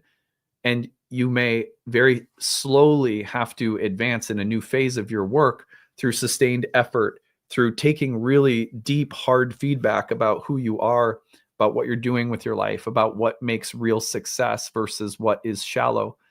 This can be a transit that speaks to exhaustion and fatigue professionally, that feels like you're not sustained, your efforts are not getting traction and going anywhere. But you have to persevere. You have to get the feedback. You have to try to focus on slow, sustained efforts. Maturing and growing with respect to your career and direction will reward you if you can slow down and not try to keep ramming your head against the wall professionally because you're not getting somewhere as quickly as you'd like. This can also be about the burden of feeling alone or isolated in your perspective on something or how you work or what you're doing. Maybe a pioneering time, but also a kind of time of feeling a little alienated from others professionally. Could be a time where you have to look at life direction with respect to career, very broadly speaking. All right, let's go on to Leos. So if you're a Leo, you've got this coming into your 9th house. It's just a place of dharma. It's about higher truth and wisdom, learning, education, gurus, spiritual traditions. And so when Saturn's in this house, we can think of a crisis of faith, a crisis of trust, a crisis of wisdom. where, do you belong with the same spiritual or religious group or teachers? Are you meeting with alienation or ostracization in a learning environment? Are you having conflicts of will that reflect your own immaturity with people who are trying to educate you or guide you? That sometimes happens. Even when people have our best interests in mind, we think, I'm the one who knows best. No one else does. And so then it can be very tough to take guidance or advice from teachers, leaders, places that are really trying to just help us. On the other hand, if you're dealing with tyrannical coaches or tyrannical religious structures or environments, you may have to depart and go on your own path. So a lot of individuating with respect to faith, learning, religion, philosophy, ideology. What is lasting and substantive? What are your most impatient, narrow, fanatical beliefs and convictions? How can they be settled down and made more mature, made more patient? All right, for Virgos, we're looking at the 8th house, a place of karmic debts. It's a moksha house that has to do with liberation from debts and bondage. So a simple question would be, what deaths, what forms of loss are happening in your life that are maybe acting like an initiation karmically? When debts are cleared with Saturn in the 8th, there's often a feeling of great weights being removed, great burdens being removed. And sometimes there can be a lot of grief and loss and processing. When a grandparent dies that you were really close with, when something happens around you that tests your courage in the face of mortality, someone you love gets really sick. But Saturn in the 8th is here to forge a stronger, healthier, clearer, vital sense of self through the kinds of karmic exchanges that we find ourselves in, the kinds of karmic release that take place, the liberation from suffering that occurs. It's a profound place for Saturn in Aries. Also, what are the forms of bondage that we keep ourselves in through fear or obligation? Looking very deeply at indebtedness karmically with this placement. All right, let's go to Libra. So with Libra, we move Saturn in Aries into the 7th house, which is marriages and relationships. This can be about conflict in relationships that has to be faced and dealt with. This can be about an intensification of desire and but also an intensification of conflict and power struggle. If the intensification is an intensification of desire, how do you make sure that desire is matched with reciprocity, with patience, with time, with things that will last and can be sustained? This might be a time where you have to examine partnership patterns that are very impulsive, immature, and impatient. On the other hand, this could be a time where you're very slowly working through the realities of wills in relationships. Librans love to balance things. Aries is very willful, but we have to have wills and we have to find ways of harmonizing them and allowing for each individual person to be autonomous and to have agency. So the explorations of power in relationships can be really crucial for Librans during this time. Hard lessons about boundaries and commitment. Also, the conflicts that arise during this time are meaningful and can grow you spiritually. And that doesn't mean it has to break or damage an existing relationship, but it may serve to tremendously deepen it because of the nature of the conflicts or stress that you're faced with. All right, for Scorpios, we're talking about the 6th house, which is the chop wood, carry water house for sure. So workload, duties, physical exhaustion, sickness, also service and sacrifice to things that we care about that are higher. This is a period of time where if you're a Scorpio and you're dealing with lifestyle patterns that have made you sick, over the next couple of years, Saturn in Aries will tell you there is one way, it'll be unique to you. There's one way and one way only to get yourself out of a pattern of disease or sickness or hardship or servitude or exhaustion. And it's going to be through refinement of character, through courage, through small, daily, dedicated acts that strengthen, empower, make you more vital, give you something higher to serve that makes the work and effort worth it. This is like for Scorpios, if your heart isn't in things and if you don't feel well, this Saturn over the next 2 years is going to be like a very good motivational coach that will say, look, this is either going to get a lot worse gradually. You're either looking at the beginning of a period of time that is going to become progressively debilitating and degenerative, or you're going to slowly work your way back to a healthier condition. And it's going to be because you've learned to do exactly what needs to be done in the order that it needs to be done, at the pace it needs to be done, regularly, as a matter of duty and devotion, daily. And this could be connected to your work in the world or the upkeep of your vitality and health or your spirits and psychology. And Saturn in Aries here can also give you the vision that makes all of it worth it.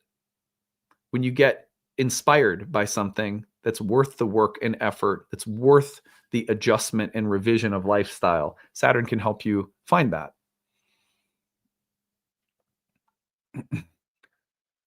All right, let's move along to Sagittarius, where Saturn goes into the 5th house.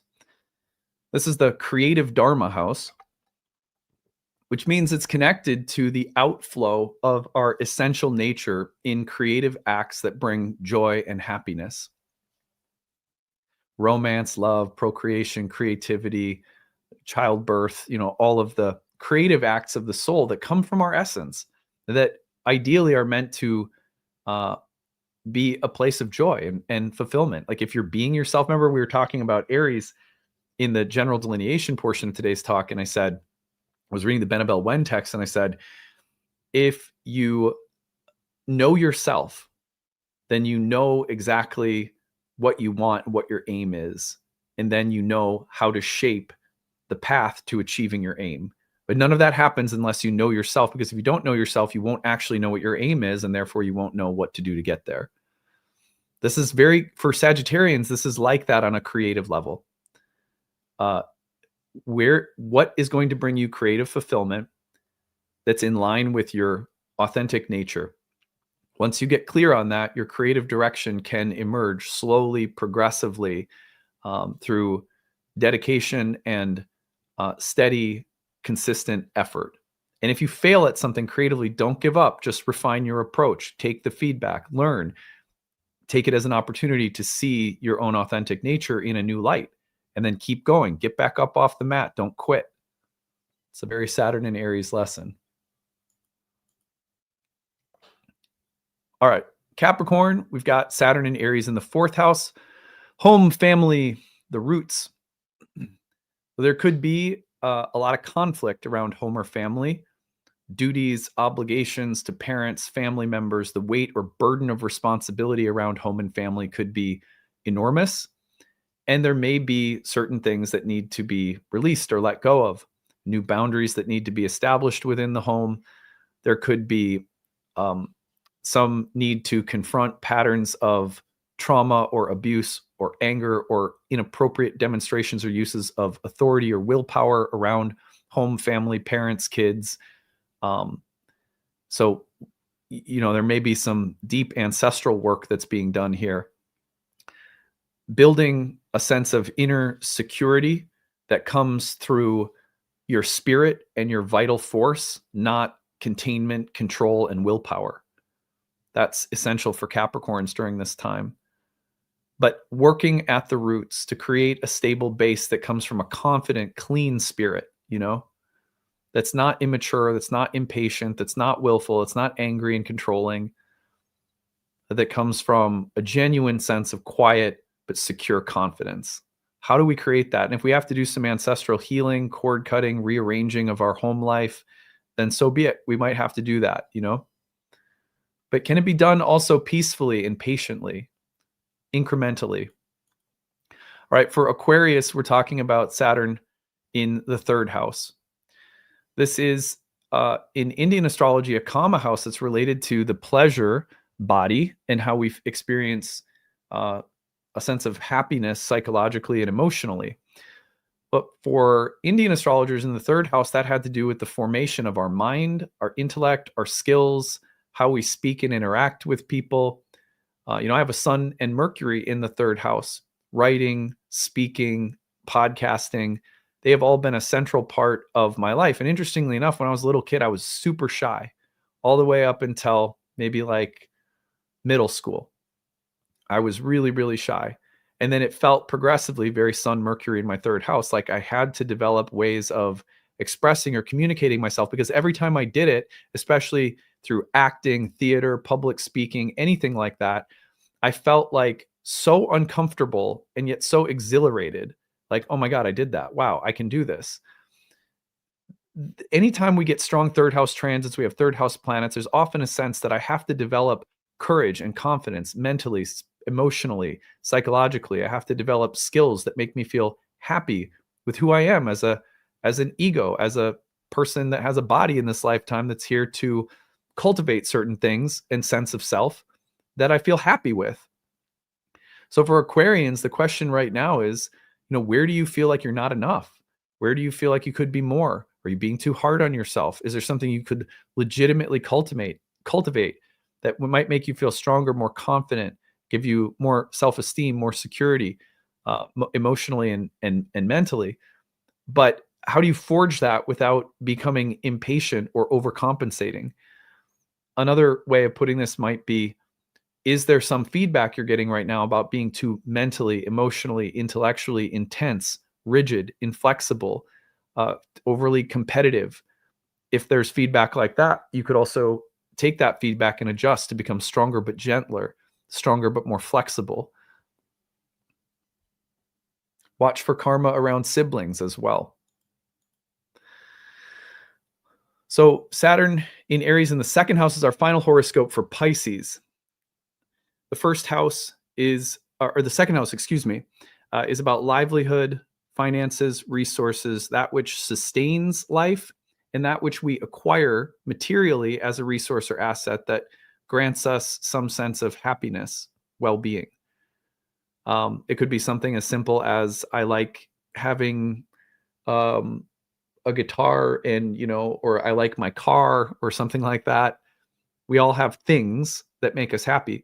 We also have basic concerns like security, survival, food, shelter, resources, paying rent. So this house is one that supports our well-being through material things and assets and acquisitions and so forth. Well, Saturn in Aries in this house could put pressure on you to create resources or to deal with what feels like a lack of resources. You might need better discipline, better budgeting. You may have to evaluate how you use time, money, energy, or resources. You may have to get smarter or wiser or less impulsive. You may have to develop greater self-reliance, do something entrepreneurial. You may have to do something entrepreneurial, but also deal with some early challenges or failures and get up and keep trying. This is a time where your self-worth may be tested along the lines of your earning power or what you have or don't have. And the test might be not so much what you have or don't have, but how much, false value you place on things you have or don't have for the sense of your self-esteem. People always talk about the second house as self-esteem and values, but what we mean specifically in ancient astrology is we're talking about self-esteem relative to material things. All of us are going to feel good about ourselves to the extent that we can be self-reliant and pay the bills. That grants us a sense of worthiness in the world. I can hang here. But how much does having a ton of wealth and things actually give you?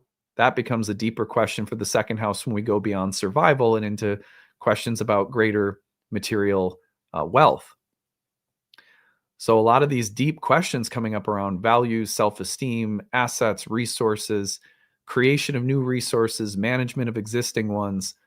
A lot of work there for Pisces.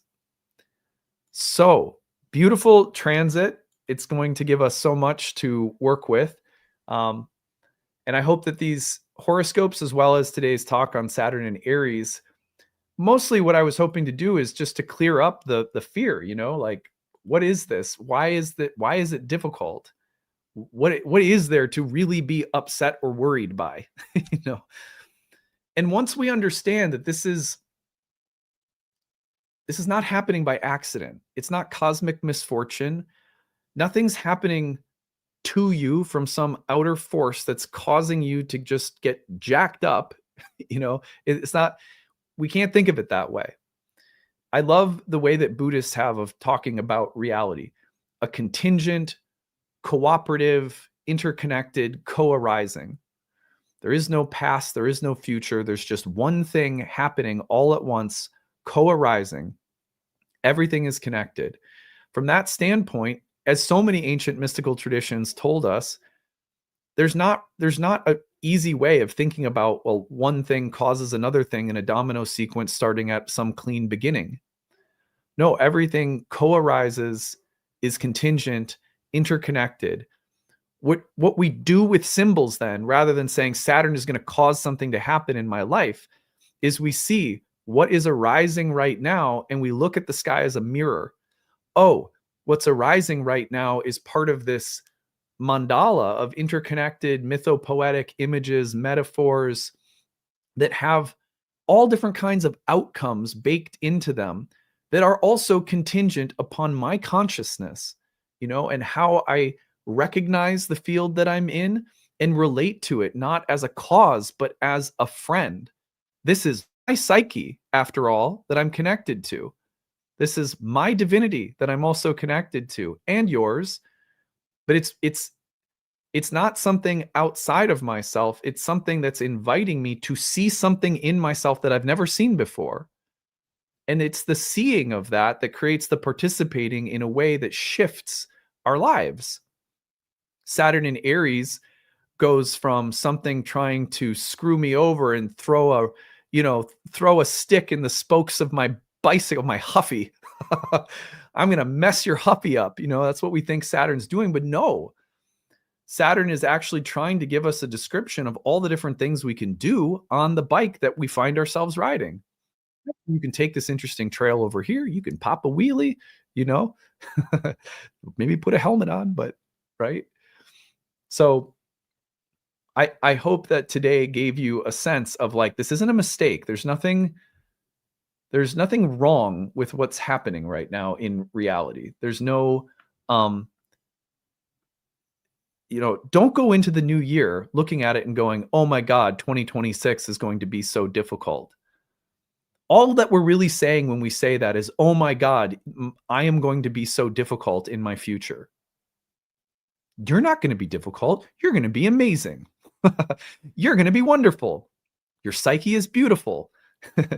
Your capacity to create intimacy and depth and meaning and curiosity, to cry and laugh and experience pain and bliss with all of these things it's so amazing that we can do that, So don't back away from it.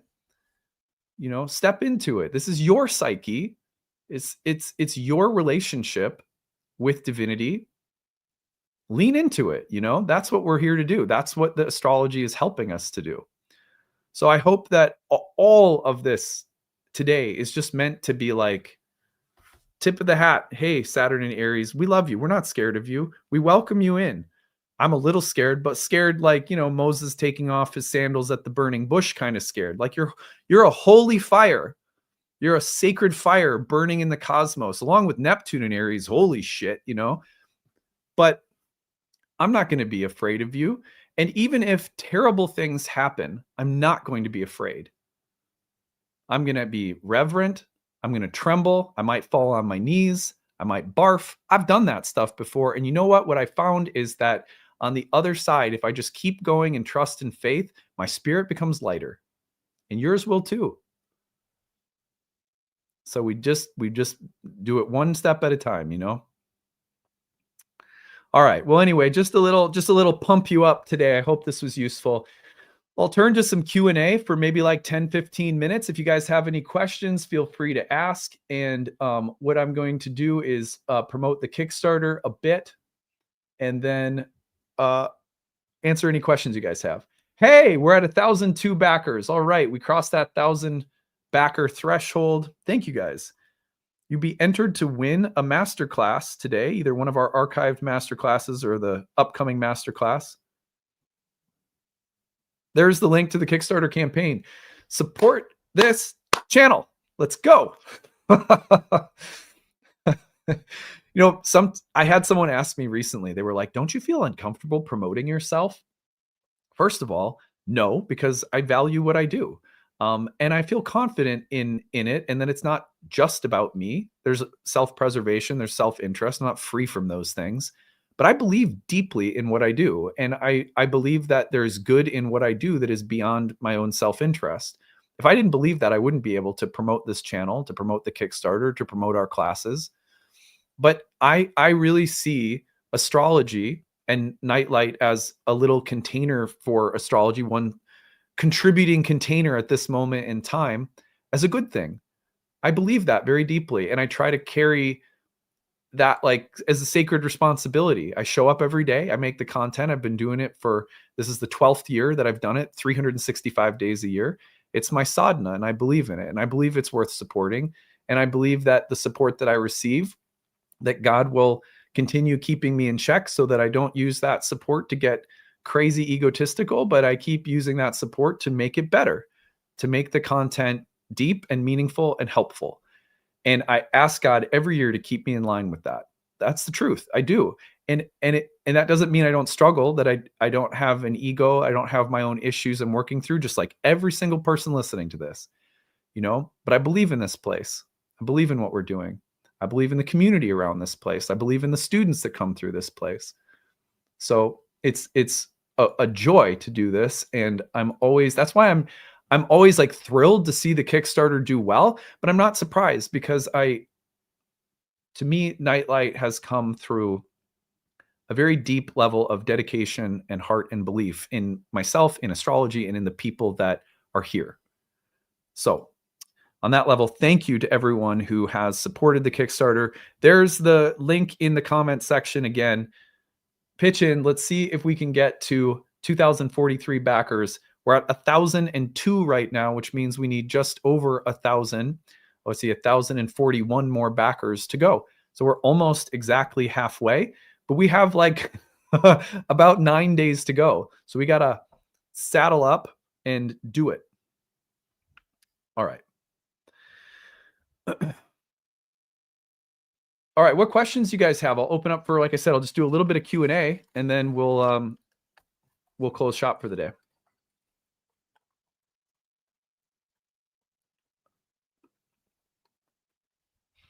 All right.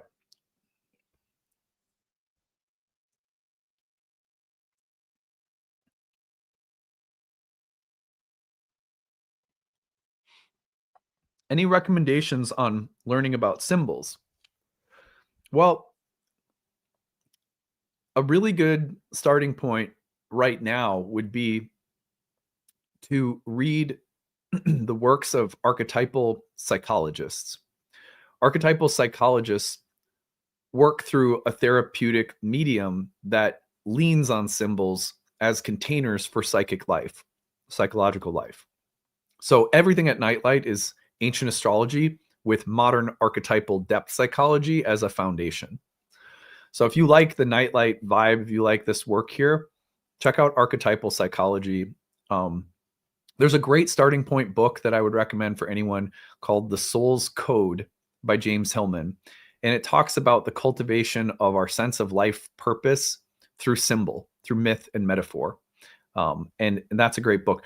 The Hero with 1,000 Faces, just a classic. Joseph Campbell. Get into Joseph Campbell, Carl Jung, James Hillman, Liz Green. Those voices in particular are going to be really helpful to start developing, deeper relationship with symbols. And then study astrology. Like, honestly, at some point when it feels right, come study with us, because you'll learn a ton about symbols. Yeah, you know what? Why don't we do, that's a great question. I really appreciate this question, and I actually feel kind of bad that I didn't think of this. Let's take a look at the last time Saturn was in Aries. That'd be a great thing to do today. Let me put it up on the real-time clock.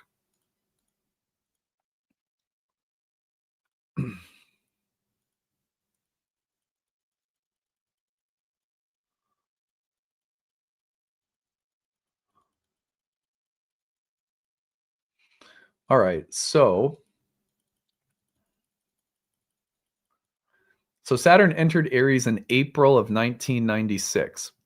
And it literally entered the very week that I found out that we were moving to the town where I would be friendless and start getting bullied. That was the week my parents told me. I then started school in the fall at the new school. So yeah, that was profound. So it was April through, looks like it was April through, oh no, it actually didn't go back into Pisces. Yeah, so April of 96, it entered. Let's keep taking it along here.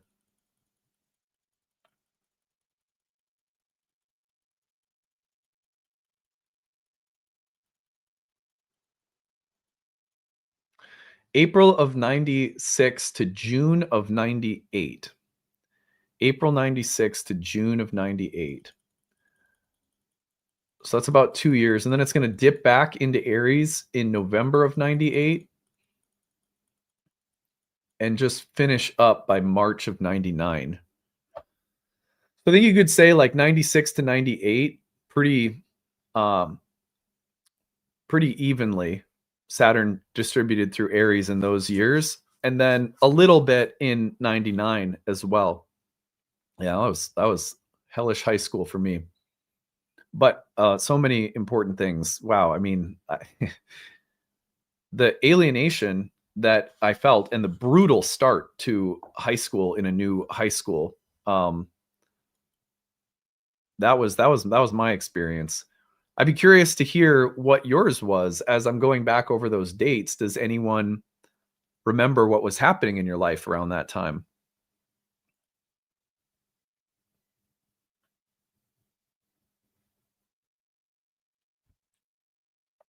Yeah. Glad you could use a reduced rate. That's awesome. Let's hear your stories. I'm going to highlight some of them if you, let's see here. Okay, this is a fun question. If horoscopes make you puke into your mouth, why did you increase on them so much in your content? Is it really that popular with the audience? I rather enjoy watching you enjoy. You know what? It's really interesting, but there's not like a tactical reason behind it. Well, let me save that and just say, during Kickstarter season, it's important for me to choose content that will have the highest engagement possible. Horoscopes are always that. So every year I tend to do a little bit more hit horoscopes during Kickstarter season. I've done that for years that way because they get more engagement and that helps the Kickstarter. So like that's transparent, that's honest. However, I would also say that for a couple of months now, there's been an uptick in the what is it? The amount of horoscopes I've been doing. And there's actually a really specific reason for that. So I did a video. I don't know if you guys remember, this was a couple of months ago. I did a video that was like why I hate horoscopes. It was so cathartic for me, man. I after I made that video, something shifted. Something that I started doing is I just started feeling like felt like I was carrying a secret, you know, like, God, I hate these things, you know, and I would sometimes grumble about them. But once I made that video and I talked like with like kind of just like, it was just really candid and honest and also like humorous. And I just sort of told the audience about that as like a fun video, why I hate horoscopes. It really felt like something shifted and I'm enjoying them more. So when you say you rather enjoy watching me enjoy, I would also say you may not have a very clear sense of what I enjoy. I know I told you I don't enjoy horoscopes, but actually since that video, I've been enjoying them more. Which is really like, isn't that how it works when you make something, when you say something and you release something, it doesn't necessarily mean, like sometimes when you tell a partner that you're mad at them, in your head, you've been thinking, I don't know if this relationship is sustainable. But once you tell them and you find some receptivity for how you were feeling, you go, oh, I guess I don't need to break up. Like everything's fine. It's kind of how I felt like horoscopes. I told horoscopes how I felt, and that bad girlfriend looked at me and said, oh, I'm really sorry. I'm really sorry.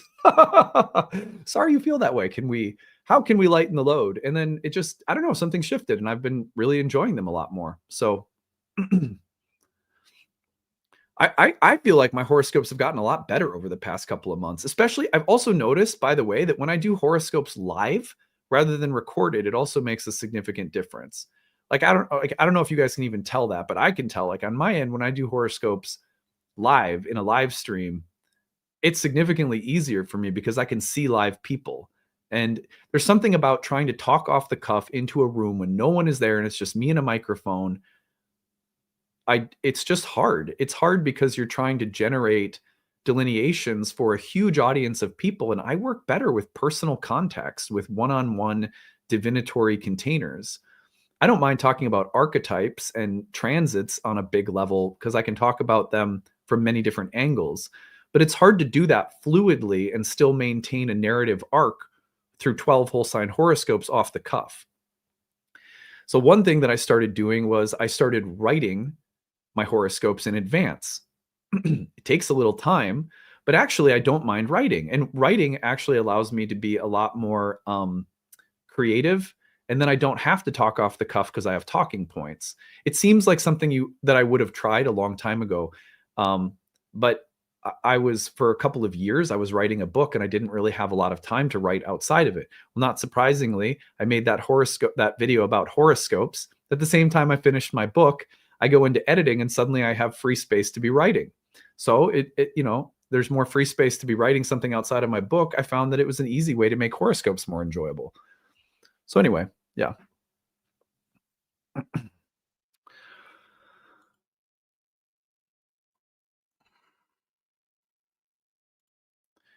It seems to me like I'm experiencing transits up to a week before they happen. Is this real? Yeah, for sure. Astrological timelines are like windows, and some people tend to experience them kind of like prior to their manifestation. I've heard that a zillion times. Seriously, like yeah, totally.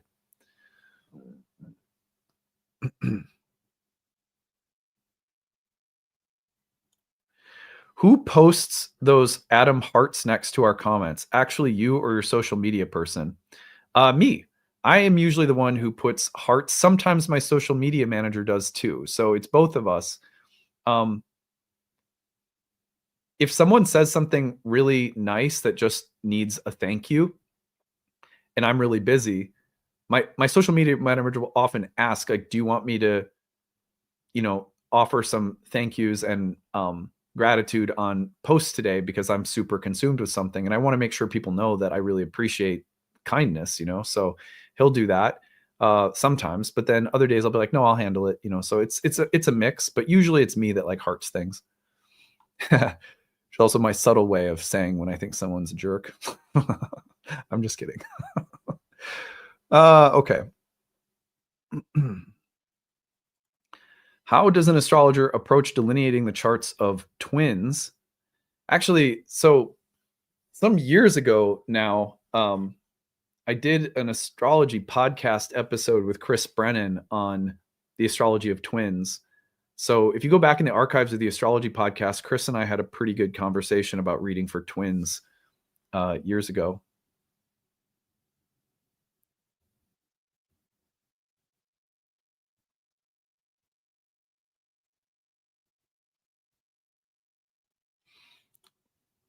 I wish it wasn't so hard to find work in this field. It feels dharmically aligned, but nobody's ever hiring an instructional designer, trainer, content developer. I need meaningful work. Yeah, that's hard, because it's a lot of solo practitioners, and a lot of practitioners like to develop their own content too. They don't necessarily trust it in the hands of someone else. So that's a really tricky set of skills to find. Bigger organizations, Astrology Hub that does a lot of big programming, like those places might be places to seek connection and just let people know what you do. How do you approach the I Ching? Is there a wrong way? How do you frame the question? There's not a wrong way. There's a way that gets a result that it may be less clear. So for example, when you approach the I Ching with sincerity, humility, curiosity, desire to learn, and a framing of the question that you've really thought about from the standpoint of wanting to understand the situation, not attachment to an outcome. Like if you approach the I Ching and you have like really problematic emotional attachment to the outcome, it's going to be hard because the I Ching may give a response that's more about your entanglement than the actual situation. And then you don't know what you're looking at. But if you have a pretty clear level place of asking or approaching from, even if you have some attachment, which is normal, and you have a clear way of trying to discern the answer that can set your attachment to an outcome aside, you're going to get much better results in general. You're going to understand the I Ching better in general. There's a bravery required with the I Ching because the I Ching can be very stern in the way that it delivers things sometimes. And so there's like a bravery required to work with the I Ching. You have to be willing to say, I am going to be mind blown by the truth in this situation more than I am excited or upset by an outcome. I'm more interested in the mind-blowing learning than I am in the outcome, even though I have some investment in the outcome. And if you can take that attitude, the I Ching is not going to steer you wrong, you know. But you also need to be very patient. And when you don't understand a reading, sit with it, learn with it, keep going back to it rather than just casting again right away because you don't understand it. Just a few things I've learned about it. Adam, when I was in year 1, I made a Bjork playlist for the class with songs that corresponds to the signs. What music do you think matches specific goals? First of all, either send me an email or like DM me on Instagram with that playlist, would you? Because I would love that. That'd be super cool. It's just Nightlight Astrology on Instagram. If you're on Instagram, send me a link because I would love to check that out because I love Bjork. That was probably the best live concert. One of the best live concerts that I've ever seen in my life was Bjork in Atlanta. Man, she's mind-blowing. Sounds cool. What music do you think matches specific zodiacal energy, if any? That's cool. That would be a cool project. It's not something I've done, so I don't know. I feel like you could probably fit a lot of different genres within every sign, a lot of different songs within every sign, you know. When Backstreet Boys and Spice Girls were popular, yeah. You were in photography school. Okay, cool. 97, I began a very successful business. Yeah, a lot of entrepreneurial stuff that gets started. I'm going to win the masterclass. Good. You go for it, Natalie. I love that. My first marriage dissolved. Okay, yeah, that's a tough one. Yeah. Scorpio rising, I was in elementary school and I too was bullied so bad my mom had to put me in a new school. Yeah, that's hard. End of my senior year, start of college. I was born, looking forward to my first Saturn return. All right, buckle up. I got sober after my parents died. Wow. Yeah, that's huge.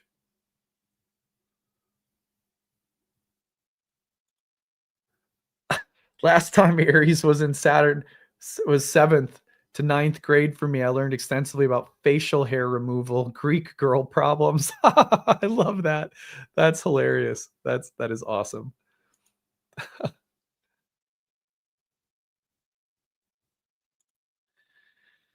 I'm also Taurus rising. In those years, my parents started doing meth, although I did not know that was happening. It was time I was parenting myself in a fallen relationship with my father. Yeah, that is brutal. Man, you guys have all been through so much. You know, all of you out there listening to this, like, you're not alone. None of us are. We're all walking with stuff. You know, we're all carrying stuff, and it's so nice to be able to share some of that. I'm genuinely humbled to hear some of your stories. I love stories, and I love hearing from. I mean, one of the reasons I got into astrological counseling is it's just storytelling. My life path was graduate school in creative nonfiction storytelling, and that was where I thought I was going. Little did I know I was going toward astrology. You know, it's like a great way to share and tell stories. I attended Nightlight Astrology. I'm currently enrolled in Ashley's herbalism program. Yeah, later, in the Kickstarter, there will be a day where one of the free giveaways is enrollment to Ashley's herbal program. Will be can't remember what day it's on, but anyway, yeah. Let's see here. Last time I injured my back. Ooh, that's brutal. Good. You got therapies to help. That's good.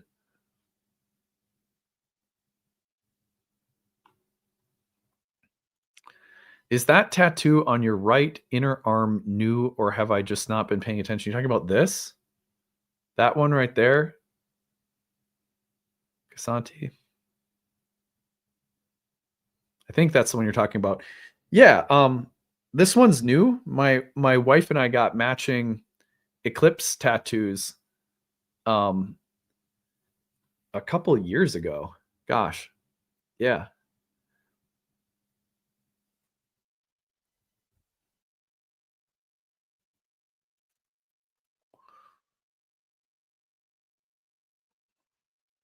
Okay. I don't have social media, but I will email. Well, good for you. You're probably saner than half of us here. All right. Yeah, just email it to me then. Saw her in early 90s on her debut tour, Scorpio Legend. Totally. Yeah. Yeah.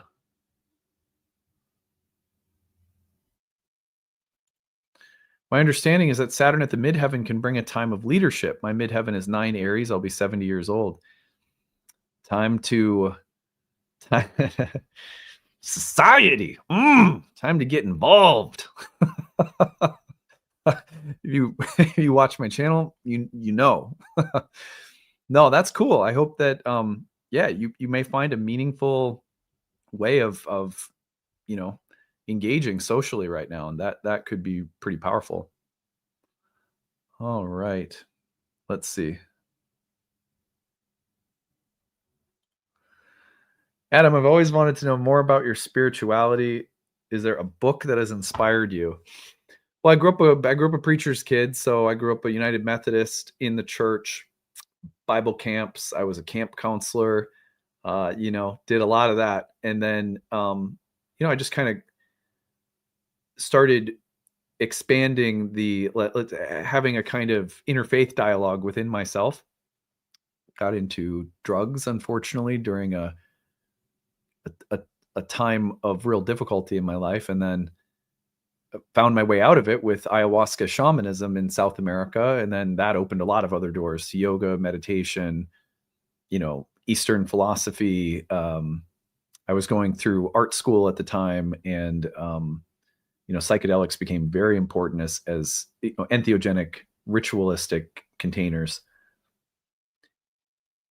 And then astrology, yoga, a lot of other things came in, so bhakti yoga has been a big part. I don't know, a book that's inspired me, man, so many, one of my favorite books of all time is a novel by a Japanese novelist named Shusaku Endo. It's a book called Silence. I love that book so much. I've read it multiple times.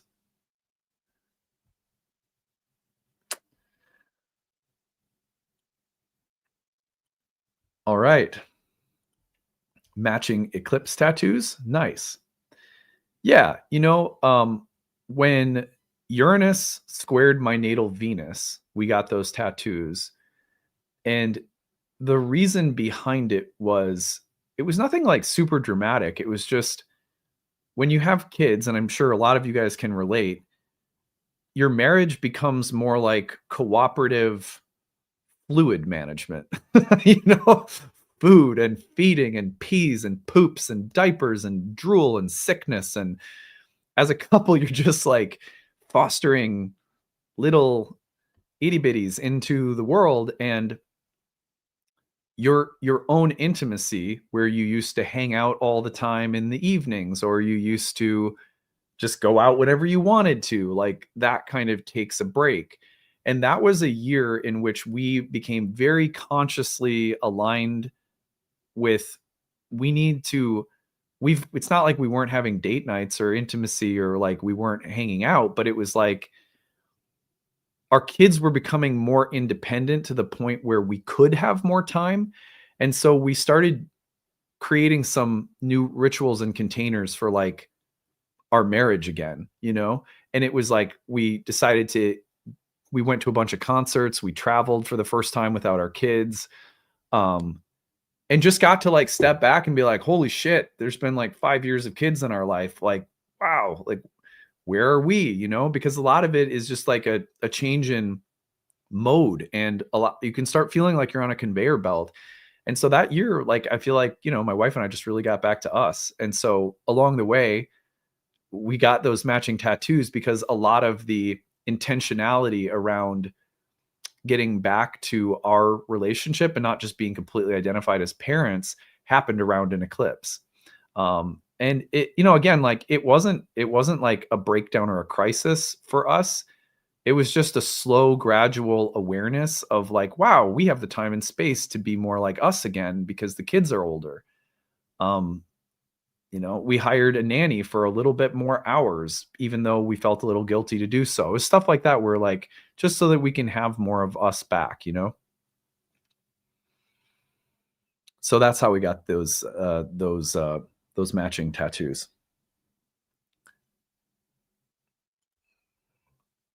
Yeah. Yeah. It's real poopy, the whole thing.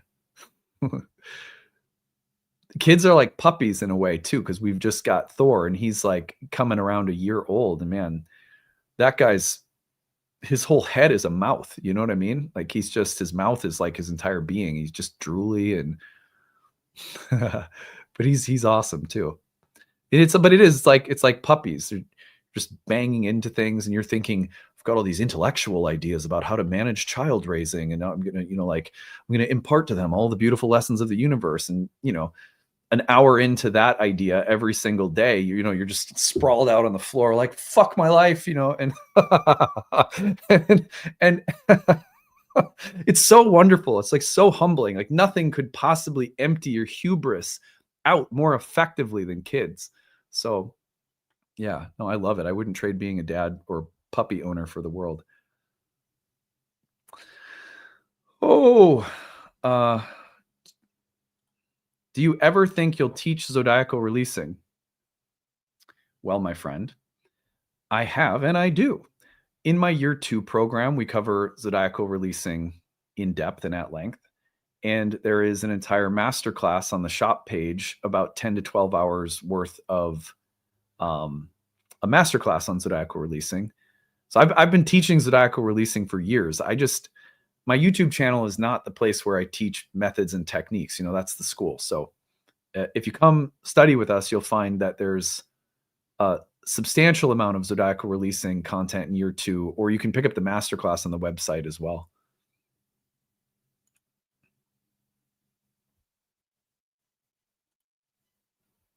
I only have vomiting cats, but it's definitely a fluid management lifestyle. Yeah. Isn't that fun? Oh. All right, I think I'm going to close shop here. We're at about 2 hours and 20 minutes. I hope that this has been an enjoyable session for all of you today. I know that I've enjoyed being with you and talking about Saturn and Aries. Here is the link to donate one more time. We're at 1,006 backers, so we've got close to 30 since the start of today. That's fantastic. We need 100 to keep pace and meet our goal. We need 100 backers today. So if you have not yet contributed, please consider pitching in. There's the link. If you're watching the replay, it's pinned to the top of the comments or in the description of the video. Thank you, everybody, for being a part of this community. I hope that this was beneficial for you. Don't forget, it is a Monday. So my candles are already out. They're like tea lights that only last a couple hours. I would show you my altar, but actually, you know what? Here, I will. I think I can. Yeah, I can still do it here. There's the altar right there. My candles are out for the moment. I'll probably relight them in a little bit, but make sure you tend to your altar. If you don't have one, you can make one. Just really simple. Have a place where you collect icons, symbols, myths, metaphors, gods, goddesses, rocks, if you're into that kind of stuff. Because tending to an altar is a little metaphorical way of tending to the psyche. And it is magical how effective it can be to work with planetary transits if you have an altar. So something I recommend, usually on Mondays, I tell you a little bit about my altar. Nothing special on it today. I've been a little out of sorts with the Kickstarter. The Buddha's still hanging out there. So, all right. Take it easy, everyone. We'll see you again next time. Bye.